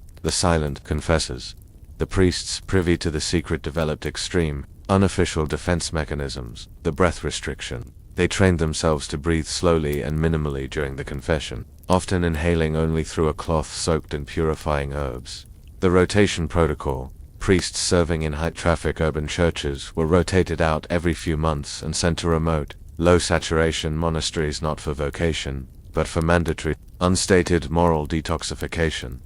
The wooden barrier, in later medieval designs. The confessional grille became extraordinarily thick, often with multiple layers of wood and small gaps filled with charcoal, a desperate, physical attempt to block the transmission of the Anima Pestis. The paradox was agonizing for the priest. His holiest duty was the very act that guaranteed his moral infection. He was forced to listen to the sins of the world, knowing that with every word of absolution he spoke, he was absorbing the physical curse of the penitent, making him slightly less human, slightly more vulnerable to the gleam the cold. Functional logic of terminal infection. The priest became the silent, unwitting martyr of the lie. Constant threat of contamination forced the papacy to develop an architectural strategy of perpetual, never-ending cycle of cleansing and reconstruction. That was extremely expensive. Fueling the church's intense need for revenue, new churches were built, not because the old ones were structurally unsound, but because their S-factor saturation factor had reached dangerously high levels. It was cheaper to build a new clean church than to risk a mass outbreak of psychological decay from a cathedral saturated with centuries of unacknowledged sin. This explains the sometimes irrational proliferation of small, quickly constructed chapels in highly polluted urban areas. The secret records of the Papal building guilds reveal mandatory plaster replacement. Walls were routinely stripped of their plaster and replastered with new lime and sand. Plaster was a known absorber of the airborne pestis, and its removal was a form of mass spiritual waste disposal. Stone rotation. Highly saturated stones, particularly those near altars and entrance doors, were quietly replaced. The contaminated stones were not destroyed. They were often ground up and used as base material for roads or buried deep in unconsecrated ground, a form of spiritual interment for polluted material. The altar's burden. The most difficult element was the altar itself, the ultimate point of consecration and contamination. Altars were rarely replaced. Instead, secret, smaller, thin sheets of consecrated marble were placed over the older, saturated stone, a temporary, physical barrier to protect the sacred elements from the moral poison rising from below. The chroniclers noted that the construction boom of the late Middle Ages was not purely an expression of faith. It was an expression of deep, physical fear, a continuous, frantic attempt to outrun the accumulating moral decay in the sacred spaces. The very architecture of the church was a memorial to the paradox. The most obvious mechanism by which sanctuary became the source of corruption was through the pilgrims' offerings. Pilgrims were encouraged to leave gifts, coins, and small tokens of devotion at the altars and near the relics. The papacy understood that these offerings were physically saturated with the anima pestis of the donors. The coins, handled by countless hands and imbued with the greed, desire, and anxiety of the secular world, were highly contaminated. When placed on the altar, they became a direct transfer point, adding to the saturation of the sacred space. The contradiction was stark. The church needed the gold to fund the perpetual renewal, the decontamination process, but the gold itself was the primary vehicle of contamination. The solution was the establishment of the gold protocol, a secret ritual for neutralizing currency. Coins received as offerings were not immediately spent. They were first placed in large, open vats and repeatedly washed with water and strong solutions of citrus and salt, not to clean dirt, but to attempt to strip away the pestis of avarice. This protocol was the moment when the spiritual betrayal became purely fiscal. The church was forced to engage in a form of dark alchemy, neutralizing contaminated currency so they could use it to manage the contamination they were actively encouraging. The blessing they received from the pilgrims' tribute was, in fact, a carefully managed financialized curse. The final, chilling implication of the paradoxical blessing is the realization about prayer itself. The church promoted the ritual of public, collective prayers. The mass of the faithful gathered shoulder-to-shoulder, according to the chroniclers. Collective prayer in a saturated space was the ultimate exposure event. When the faithful spoke their sins, their hopes, and their unacknowledged malice aloud, the physical emissions of the anima pestis mixed and circulated, reaching peak atmospheric concentration. The collective emotional intensity did not purify the space. It acted as a massive, moral aerosol generator. The most dangerous moment was the communal singing of hymns. The sustained deep exhalation and the unified emotion of the crowd guaranteed a massive systemic transfer of the pestilence of indifference, which was often airborne. The great songs of praise, intended to elevate the soul, were in fact the most efficient mechanism for distributing the moral decay throughout the assembled body. The high clergy understood that the very foundation of communal worship was inherently corrupting, but collective worship was also the foundation of political unity. They deliberately chose collective exposure over individual spiritual safety. The community that prayed together became contaminated together, ensuring that the entire society experienced a shared, low-grade level of psychological decay, making the populace predictably functional and passively compliant. We leave the echo of the cathedrals and return to the silence of your room. The architecture of faith, once a symbol of solace, is now a complex memory of fear and functional corruption. The paradoxical blessing reminds us that the things we seek for purification can sometimes carry the deepest contamination. As you settle into your sleep, consider your own sanctuaries, your home, your workspace, the beloved objects you touch every day. Are these spaces accumulating the anxiety, the frustration, or the unacknowledged cruelty of the outside world? And when you return to them for peace, are you unknowingly absorbing the very residue you sought to escape? The Church's knowledge that the sacred spaces were sources of contamination forced them into a terrible fiscal realization. If sign was a physical pollutant, it could be priced, traded, and remitted. This led to the ultimate, cynical maneuver, the commercialization of the Anima Pestis. Next, we will dismantle the financial mechanism of this moral exchange in a transaction of disease. How the Church monetized human ailment. Rest now, and remember the quiet cost of the stones. We have uncovered the forbidden knowledge that sin is not spiritual, but a physical contagion, the Anima Pestis, and that the Church's holiest sanctuaries were the source of its spread. Tonight, we expose the ultimate, cynical betrayal, the moment the papacy realized that if moral decay was a physical ailment, it could be monetized. The sale of indulgences, the financial cornerstone of the medieval Church, was not the sale of spiritual forgiveness. It was the sale of a temporary chemical detoxification from the soul plague. The high clergy deliberately fostered the spread of this moral curse within the populace, knowing that the continuous infection guaranteed the continuous, profitable need for the Church's financial remedy.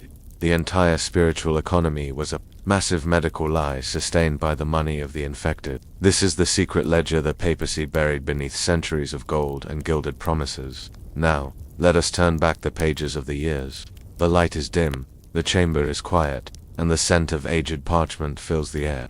We are stepping out of the crypts and into the counting houses of the Vatican, where the moral fate of humanity was calculated not in prayers, but in florins and ducat. The silence here is heavy with the cold, functional logic of finance. The sale of indulgences, the remission of temporal punishment for sin, was publicly justified by theological dogma, but in the secret archives of the custodians and chroniclers, the justification was coldly clinical. The indulgence was a transaction of disease. The theologians privy to the Anima Pestis doctrine understood that the vast, continuous flow of money was necessary to fund the perpetual renewal, the decontamination cycle of the physical church, the construction of new, clean chapels, the replacement of contaminated plaster, the specialized chemical baths for relics, and the sequestering of the cloistered sisters. All were extremely expensive, constant demands. The source of funding had to be as continuous as the contamination itself. The indulgence provided the perfect mechanism. The papacy, knowing that the faithful were constantly reinfecting themselves through the paradoxical blessing of the sanctuaries, created a product that offered temporary relief from the consequences of that infection. The Anima Pestis caused the psychological suffering, the chill, chronic scrupulosity that drove the faithful to seek help. The Church offered a solution: money. But what did the money buy? Not spiritual grace, but access to the Church's secret, physical decontamination apparatus. Indulgences were, in effect, vouchers for moral chemotherapy. The funds purchased the labor, the special herbs, the chemical solvents, and the new building materials necessary to reduce the S-factor saturation factor in the sacred spaces, a process that offered the illusion of spiritual remission. The internal financial ledgers, often written in highly coded language, designated indulgence revenue not as donations to God but as funds for material neutralization.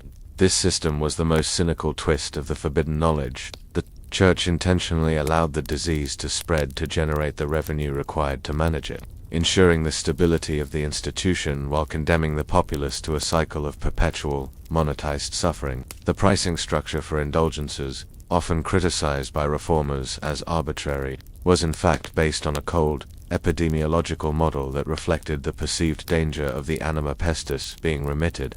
The chroniclers meticulously categorized sins not by severity, but by their contamination profile. Sins of avarice, high risk. Sins involving money, usury, or theft were priced highest. This was because the pestis of avarice was known to cling fiercely to gold and financial documents, posing the greatest threat to the church's own resources. Remission required the largest payment, effectively serving as an expensive disposal fee for the highly toxic moral residue. Sins of lust, medium risk. While common, the associated pestis was considered volatile and dissipated quickly in the air. The price was moderate, compensating the church for the priest's increased risk of exposure in the confessional, but not requiring massive material neutralization. Sins of indifference, low risk, high volume. The pestilence of indifference was the most widespread, airborne threat. While individual payments were small, the volume was immense. The low price ensured constant, widespread participation, guaranteeing the continuous flow of small funds necessary for the daily purchase of air-purifying herbs, frankincense, wormwood, and other consumables used to fight the low-grade, pervasive contamination in public spaces. The papal treasury did not see repentance, they saw risk management. The indulgence amount was calculated to cover the expected cost of neutralizing the moral pollutant associated with that particular type of moral failure. The system was a financial engine, driven by the very moral sickness it was publicly claiming to cure. The lie was so complete that the penitent believed they were paying for grace, when they were, in fact, paying for the church's quiet, continuous cleanup operation. The indulgence certificate itself, the piece of printed or handwritten parchment given to the penitent, was not merely a receipt. According to the secret documents, it had a secondary, covert function. It was a certificate of moral decontamination. The scribes who prepared these certificates were specially trained. They used particular grades of paper and hilum ink, which were believed to possess trace neutralizing properties. The certificate, once purchased, was meant to be carried close to the body. The small, physical act of touching the purified parchment was intended to provide a brief, palliative reduction in the immediate anxiety, chronic scrupulosity caused by the Anima Pestis infection. Furthermore, the public displaying of the indulgence certificate served a critical function for the high clergy. Moral profiling. The size and cost of the indulgence provided the church with an immediate, non-verbal assessment of the exposure to, and financial capability to remediate, a person carrying a high-value certificate was someone who had dealt with a serious contamination, risk for example, severe avarice, and had paid the high disposal fee. The church knew to monitor these individuals closely, viewing them as both a significant source of revenue and a high-risk carrier of volatile moral residue. The entire ritual of the indulgence, the exchange of gold for the parchment, was designed as a physical ceremony of moral quarantine. The church took the gold, the contaminated currency, and gave the penitent the document, the clean voucher for peace. The ritual confirmed the curse was real, physical, and subject to economic law. The transactional nature of the disease profoundly corrupted the role of the priest.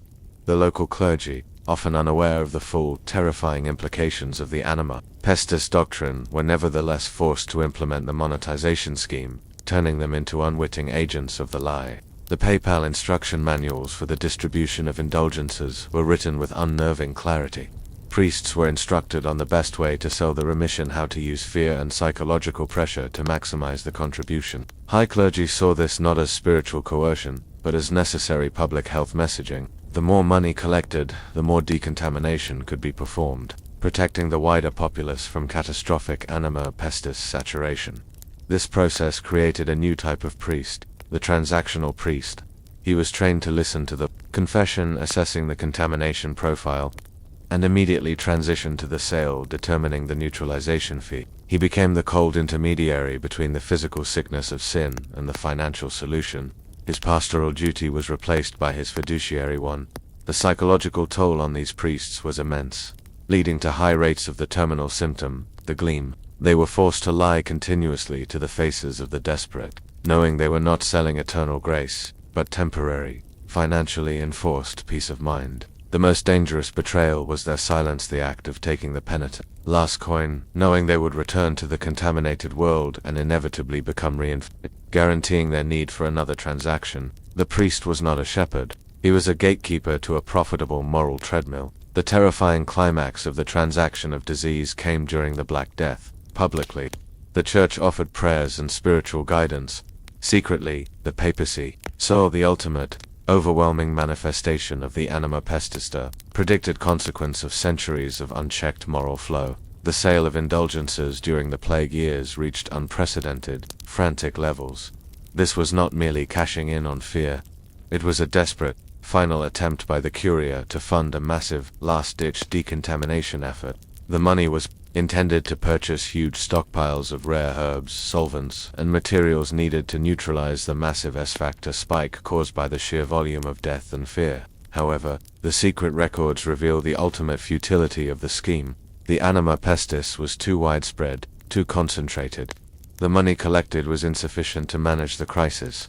The final lesson of the Black Death, for the high clergy, was that the moral ailment was incurable. They had monetized it successfully for centuries, but when the pollution reached critical mass, even the gold of the Church could not buy back the collective soul. The legacy of this period is one of profound, cold cynicism. The high clergy walked among the sick and dying, pretending to offer spiritual comfort, while knowing the plague was the logical conclusion of the moral economy they had engineered. Their final betrayal was convincing the dying that their salvation depended on their last meager coins, knowing that the gold was required only to protect the living infrastructure of the complicit institution.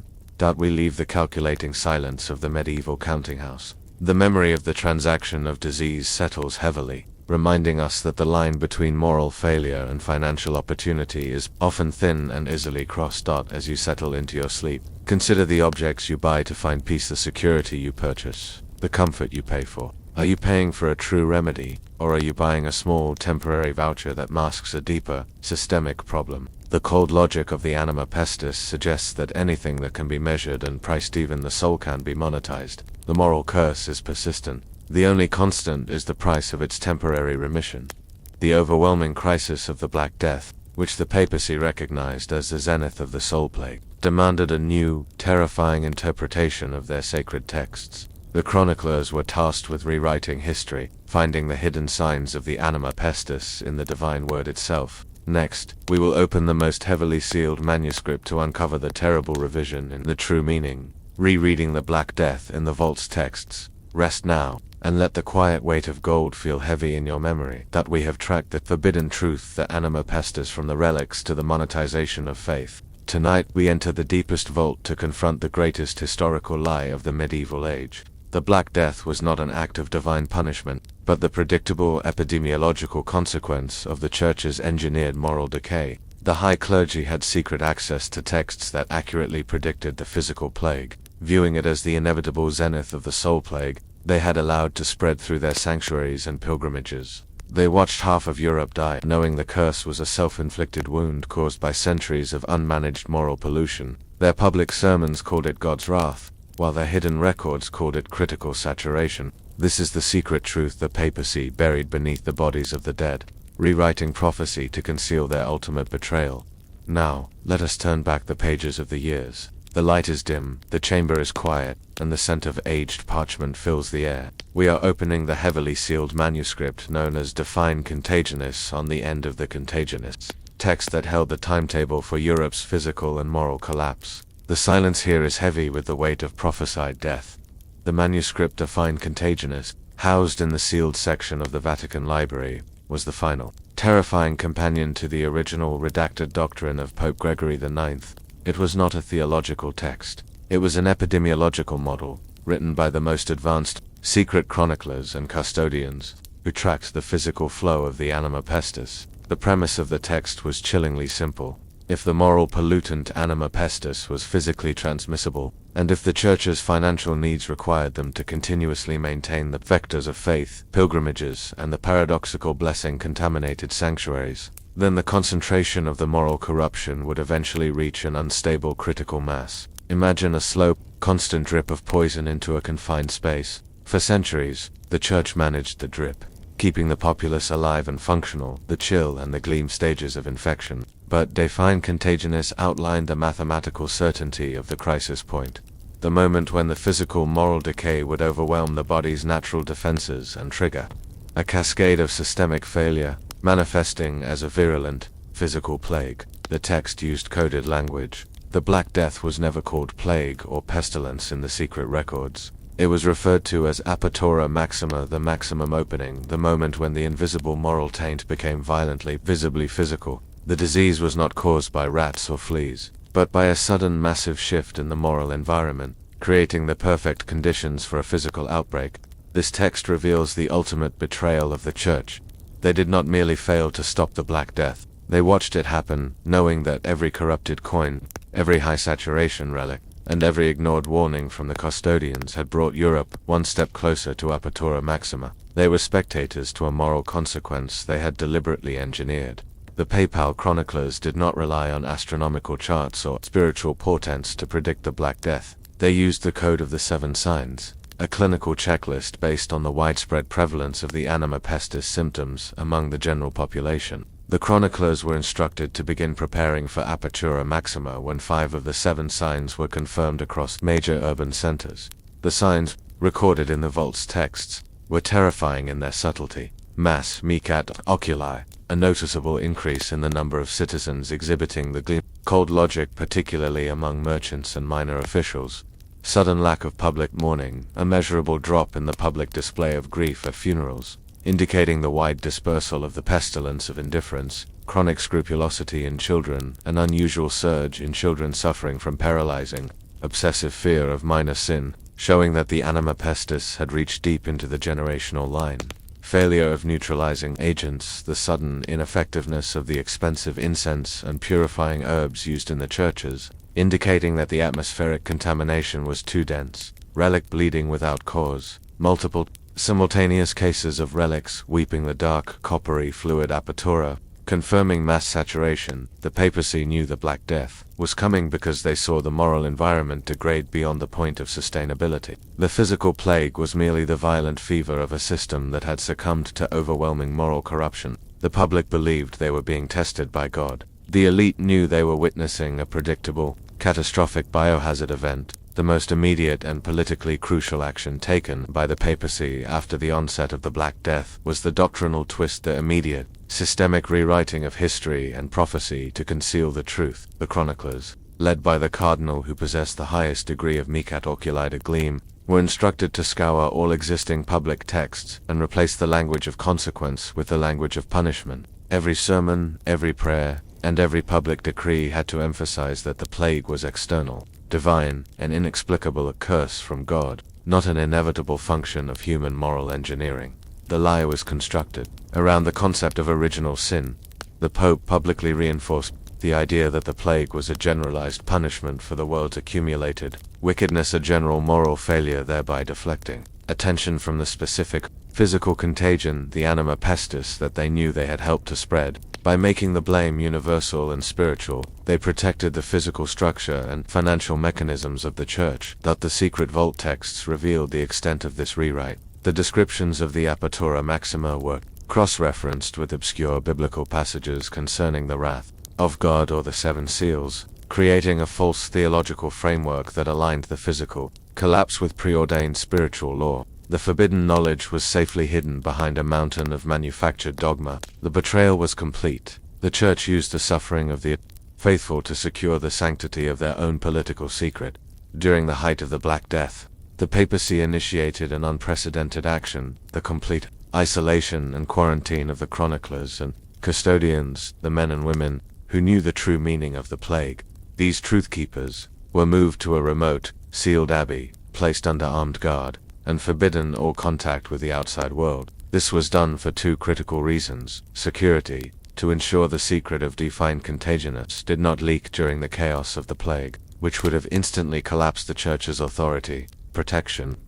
The chroniclers were the only ones capable of managing the aftermath. They possessed the only records detailing which regions, relics, and individuals were contaminated, and how to begin the slow, arduous process of decontamination after the wave of death subsided. Their existence during the plague was a profound, silent agony. They watched the maps their vectors of faith turn crimson, knowing they were charting the deaths of millions, yet powerless to intervene except through the cynical transaction of disease indulgence sales. They calculated the loss of life not in souls, but in S-factor reduction, the tragic reality that only mass death could finally lower the overwhelming concentration of the Anima Pestis in the atmosphere and in the contaminated cities. The final, heartbreaking entry in one chronicler's journal reads, "We prayed not for the dead, but for the balance. We calculated how much loss was necessary to save the remainder from the eternal silentium vitae. The plague is not the horror. The calculation is the true meaning of the Black Death provides a crushing poetic reversal of the spiritual narrative. The Church taught that suffering was redemptive. The secret texts revealed that suffering was consequential. The common man believed that their intense piety, their prayer, their penance, their communal mourning would shorten the plague. The papacy knew that these intense, communal acts were, in fact, exacerbating the spread. The gatherings in the streets, the shared grief, the mass touching of public crucifixes all were accelerating the apertura maxima. The most devout were the most active agents of their own demise. Furthermore, the moral climate after the plague, sudden, intense focus on pleasure, greed, and ruthless self-interest was not a spiritual reaction to fear, but the residual effect of the pestilence of indifference that had achieved mass saturation before the physical plague struck. Those who survived were often those who had been most exposed to the Anima Pestis, but possessed a physical constitution, resilient enough to survive the viral manifestation. They survived, but they were permanently marked by the chill and the gleam, the functional coldness that defined the post-plague world. The true curse of the Black Death was not the fever, it was the psychological flatness that remained. We returned from the vault, leaving the text of inevitability sealed once more. The true meaning of the Black Death is a silent prophecy that haunts us still, that moral failure is not abstract. It is environmental, physical, and ultimately, self-regulating.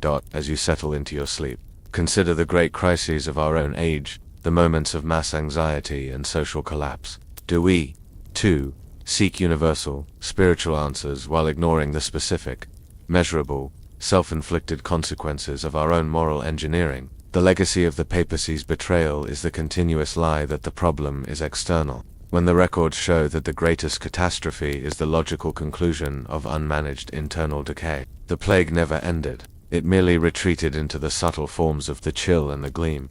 The terror and chaos of the Black Death forced the chroniclers to leave behind their formal texts and write urgent, deeply personal warnings, accounts that reveal the immense psychological burden of keeping the world's most terrifying secret. We must now turn to the man who was forced to carry the weight of the moral collapse on his own shoulders. Next, we will meet the final truth keeper in the Iron Mask, the silent keeper of the canon's ultimate truth. Rest now, and remember that sometimes the greatest punishment is simply the consequence of our own choices.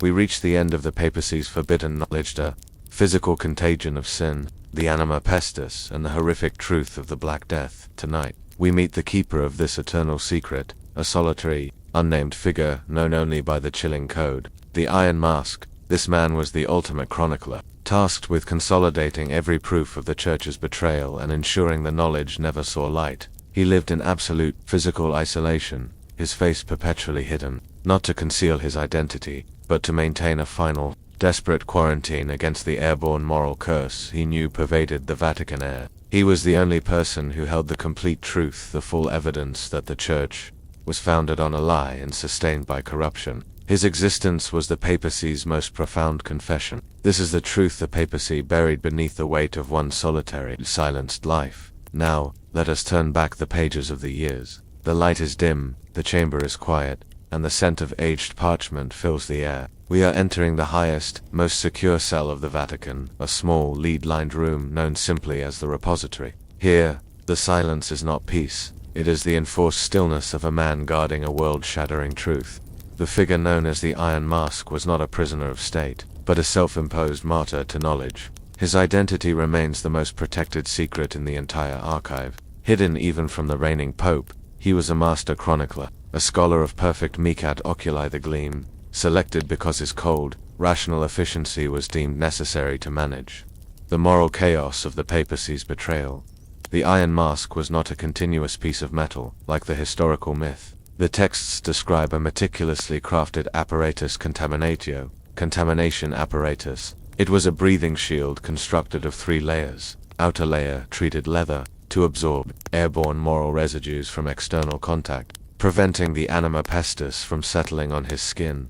Middle layer, fine silver mesh, to filter the most minute particles of the soul plague, especially the volatile, airborne pestilence of indifference, exhaled by the high-ranking officials he sometimes had to encounter. Inner layer, scented cloth, a cloth soaked in a strong, neutralizing solvent, a concentrate of wormwood and strong citrus oils to chemically neutralize the remaining moral pollutant before it reached his lungs. He wore this apparatus continuously, removing it only in his deepest, most sterilized isolation cell. The mask was not a mark of shame, it was a prophylactic against the truth he carried. His existence was a constant, physical reminder that the moral environment of the church was so toxic. It required an airtight seal to survive it. His silent life was dedicated to 3 tasks. Final ensuring all documents referencing the Anima Pestis were either destroyed or securely coded.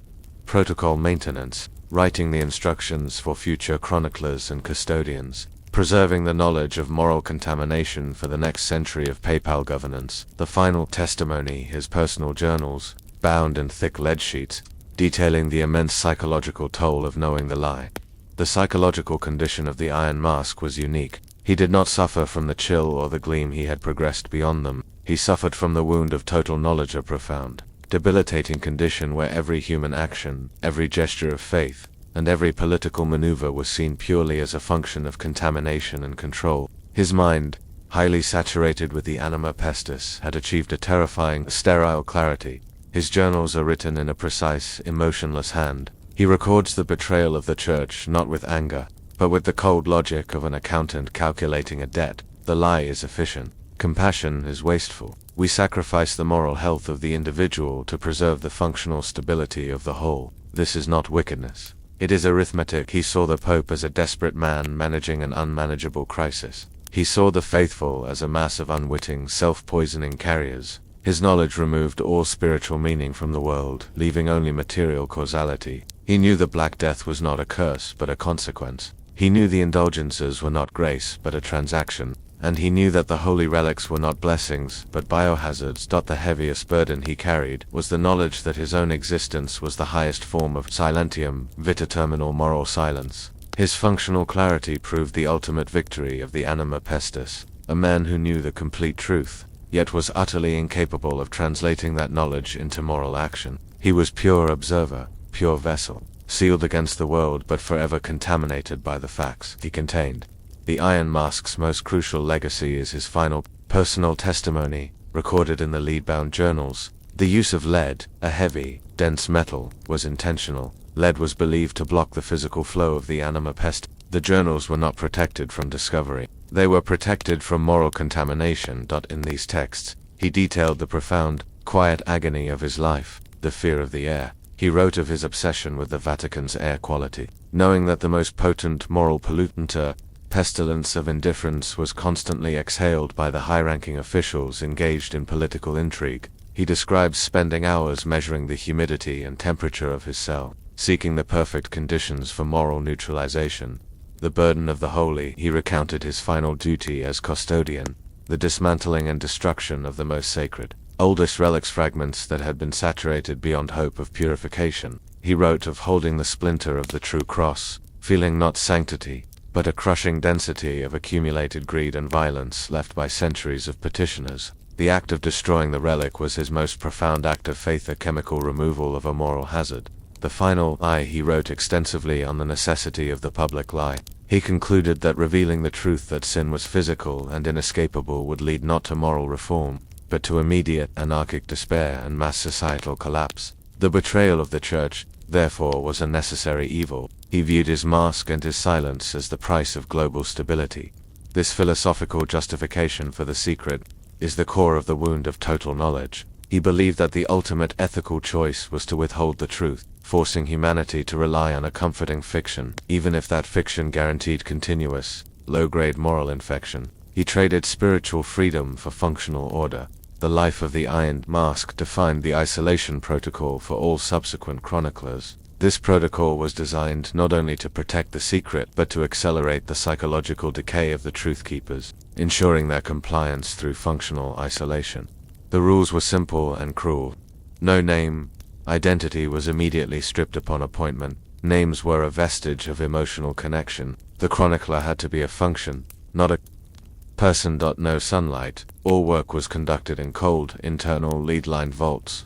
Sunlight was believed to interfere with the chemical measurement of the Anima Pestis and symbolically to offer hope, which was deemed a risk. No shared confession. The chronicler was forbidden from confessing to any external priest. His confession, the only release of his own accumulating pestes, had to be written, sealed, and destroyed by his own hand. He was his own accuser, judge, and executioner, guaranteeing his spiritual solitude. The final irony of the isolation protocol was that it guaranteed the chronicler would succumb to silentium vitae. By removing all human connection, all sunlight, and all means of genuine repentance, the Church ensured that the keeper of the most vital moral truth would inevitably become the most emotionally vacant and morally numb individual in the world. The Iron Mask was both the guardian of the secret and the monument to its destructive power. The Iron Mask's final entry, his last moment of philosophical clarity before succumbing entirely to silentium vitae, is perhaps the most haunting piece of the archive. It is a poetic description of his resignation to his own condition. The true sanctuary is the vacuum. I have achieved perfect stillness. My breathing is shallow, my heart is functional, my mind is clear. I see the world as a mechanism, turning its gears of greed and fear, fueled by the invisible dust of its own failings. I feel no sorrow for them, for sorrow is a wasteful exertion of the soul plague. I only feel the metallic taste of the silver mesh on my lips and the cold satisfaction of having kept the equation stable. His silence became his ultimate confession. It was not a silence of piety, but a total, permanent psychological shutdown, induced by the overwhelming, concentrated truth he was forced to contain. He achieved a terrifying form of immortality. His function, the maintenance of the lie, continued long after his soul had surrendered to the curse. His life proved that carrying the absolute truth, without the release of communal grace or moral action, is the ultimate form of self-destruction. We leave the repository, the silent cell of the Iron Mask. His apparatus, his journals, and his terrible clarity remain. The silent keeper reminds us that the greatest burden is not ignorance, but the knowledge of a profound, inescapable betrayal that cannot be corrected.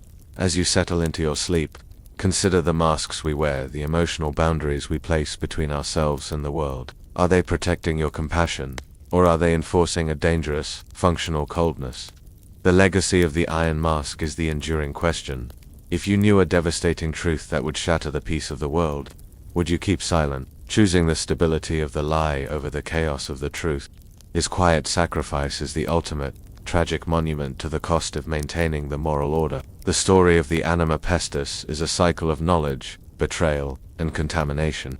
The final piece of the puzzle is the chilling realization that the moral ailment is not an event, but a continuous physical state that we all inherit. We must now synthesize the entire haunting truth of the papacy's secret. Next, we will close the archive with the final, quiet understanding of the inheritance of shadow, our shared, physical sin unresolved ending.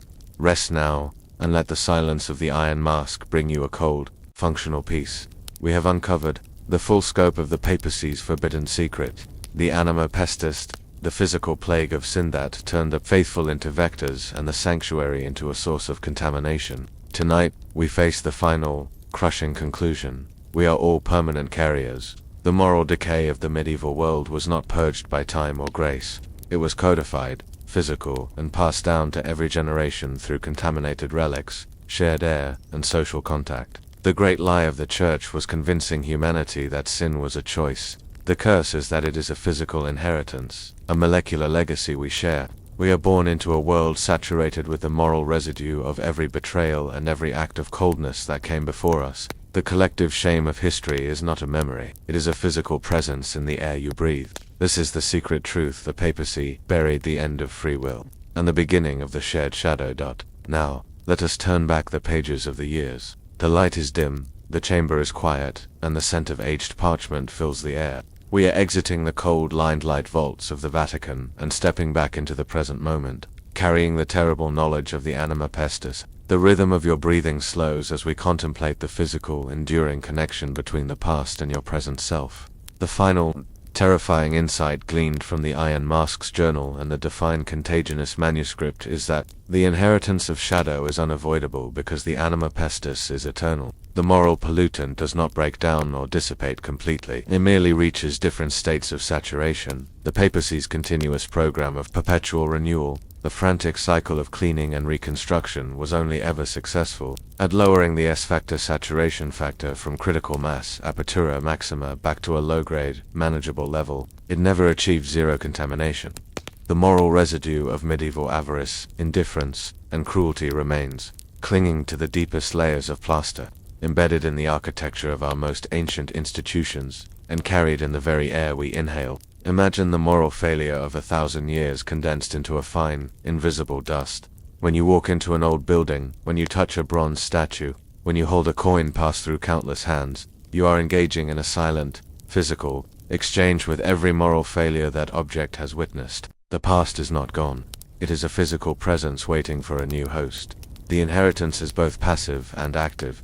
Passive in the sense that we are born into a morally polluted environment, ensuring that we are all, by default, at stage 1 of the infection, the chill. Active in the sense that every time we engage in a functional, cold act motivated by efficiency over empathy, we are generating new Anima Pestis residue, adding to the collective burden of the future. The cycle is self-sustaining, fueled by the functional coldness it creates. The knowledge of this inheritance shatters the comfort of personal redemption. Your morality is not solely a measure of your own choices. It is a measure of your resilience against the accumulated moral decay of all those who came before you. Your capacity for kindness is constantly fighting against a physical, inherited handicap. The greatest curse of the Anima Pestis is its generational echo. The Papal Chroniclers tracked the signs of infection across families, noting that the symptoms of moral decay often skipped generations only to reappear with terrifying consistency. The chroniclers hypothesized that the pestilence of indifference was passed down not only through physical proximity but through functional memory, the societal structures, laws and customs created by infected minds. For instance, a law passed by a highly infected cardinal, one exhibiting the gleam, would be imbued with that same cold, functional logic. Subsequent generations, forced to operate within that legal structure, would find their own capacity for empathy dulled, accelerating their own infection into the chill. Imagine inheriting a highly complex, beautifully efficient system of taxation or governance. If that system was designed by a mind saturated with the Anima Pestis of avarice and functional cruelty, then the system itself is contaminated.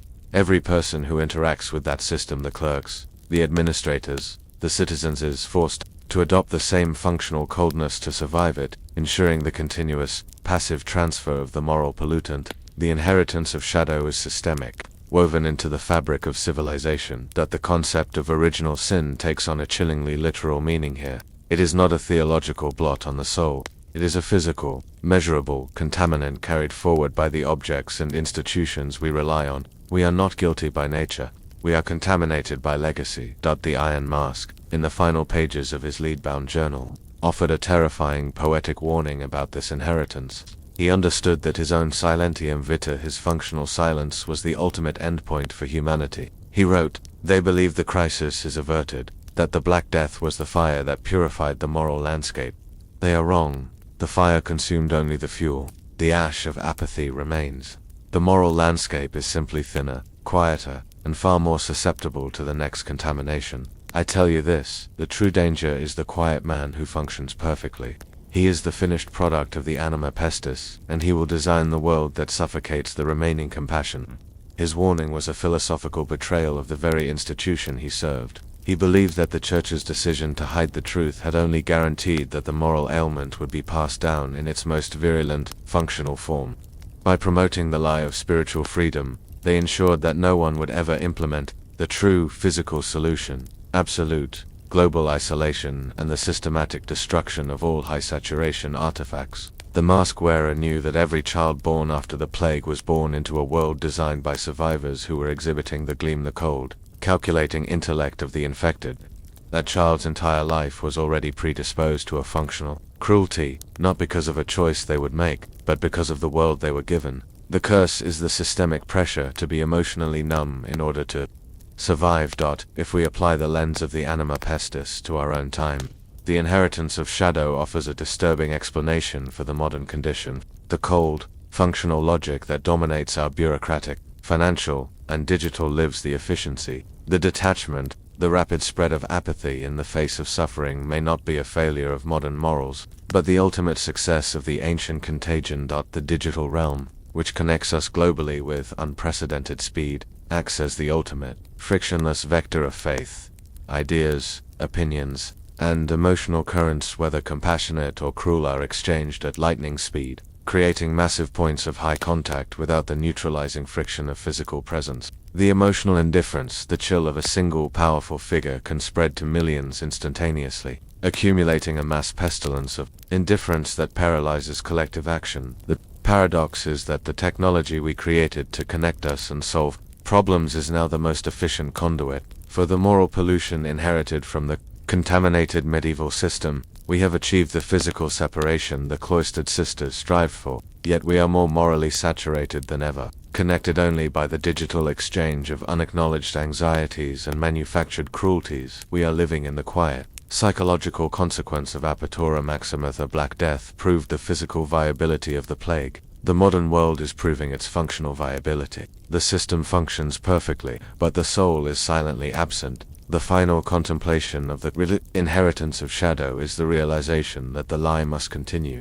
The Iron Mask was right. The truth that your moral worth is a matter of inherited contamination is too shattering for the human spirit. We must continue to believe that sin is a choice, because if we accept that it is a physical, shared legacy, all effort ceases, and global silentium vita would ensue. The moral ailment is now a shared shadow that we collectively manage, not by eradicating it, but by diluting it across time and space. Every act of genuine, uncompensated kindness, every moment of true, uncalculated empathy, acts as a tiny, localized purification ritual, a momentary reduction in the S-factor of your immediate environment. But the moment of kindness passes, and the inherited, accumulated curse remains, waiting for the next exchange, the next functional decision, the next time we choose the easy, cold logic of the gleam over the difficult, warm risk of empathy. We are not fighting our own moral failings. We are fighting the residue of every failure that has ever been committed on the face of the earth. The unresolved ending is the knowledge that the battle is perpetual, the moral plague is eternal, and the stability of the world rests entirely on the conscious choice to act against the functional coldness we are genetically and environmentally predisposed to. We have traced the secret from the redacted doctrine to the silent keeper, and finally, to the air that surrounds you now. The inheritance of shadow is complete. As you settle into your sleep, take a deep, slow breath. Remember the feel of the cool air entering your lungs, and let the quiet knowledge of the Anima Pestis settle. You are a product of history, a carrier of the shared shadow, but also a living, breathing purification mechanism. Every breath is a quiet act of resistance against the functional coldness of the past. The curse is real. The capacity for warmth is the only true act of rebellion. The archives are closed. The lead seals are fastened. The Iron Mask is silent, but the wind still blows across the ancient stones, and in the quiet of the night you can almost hear the soft, persistent sound of the moral residue settling on your skin, waiting for the morning light to begin the exchange once more. The shadow is inherited. The light is a choice. Sleep now.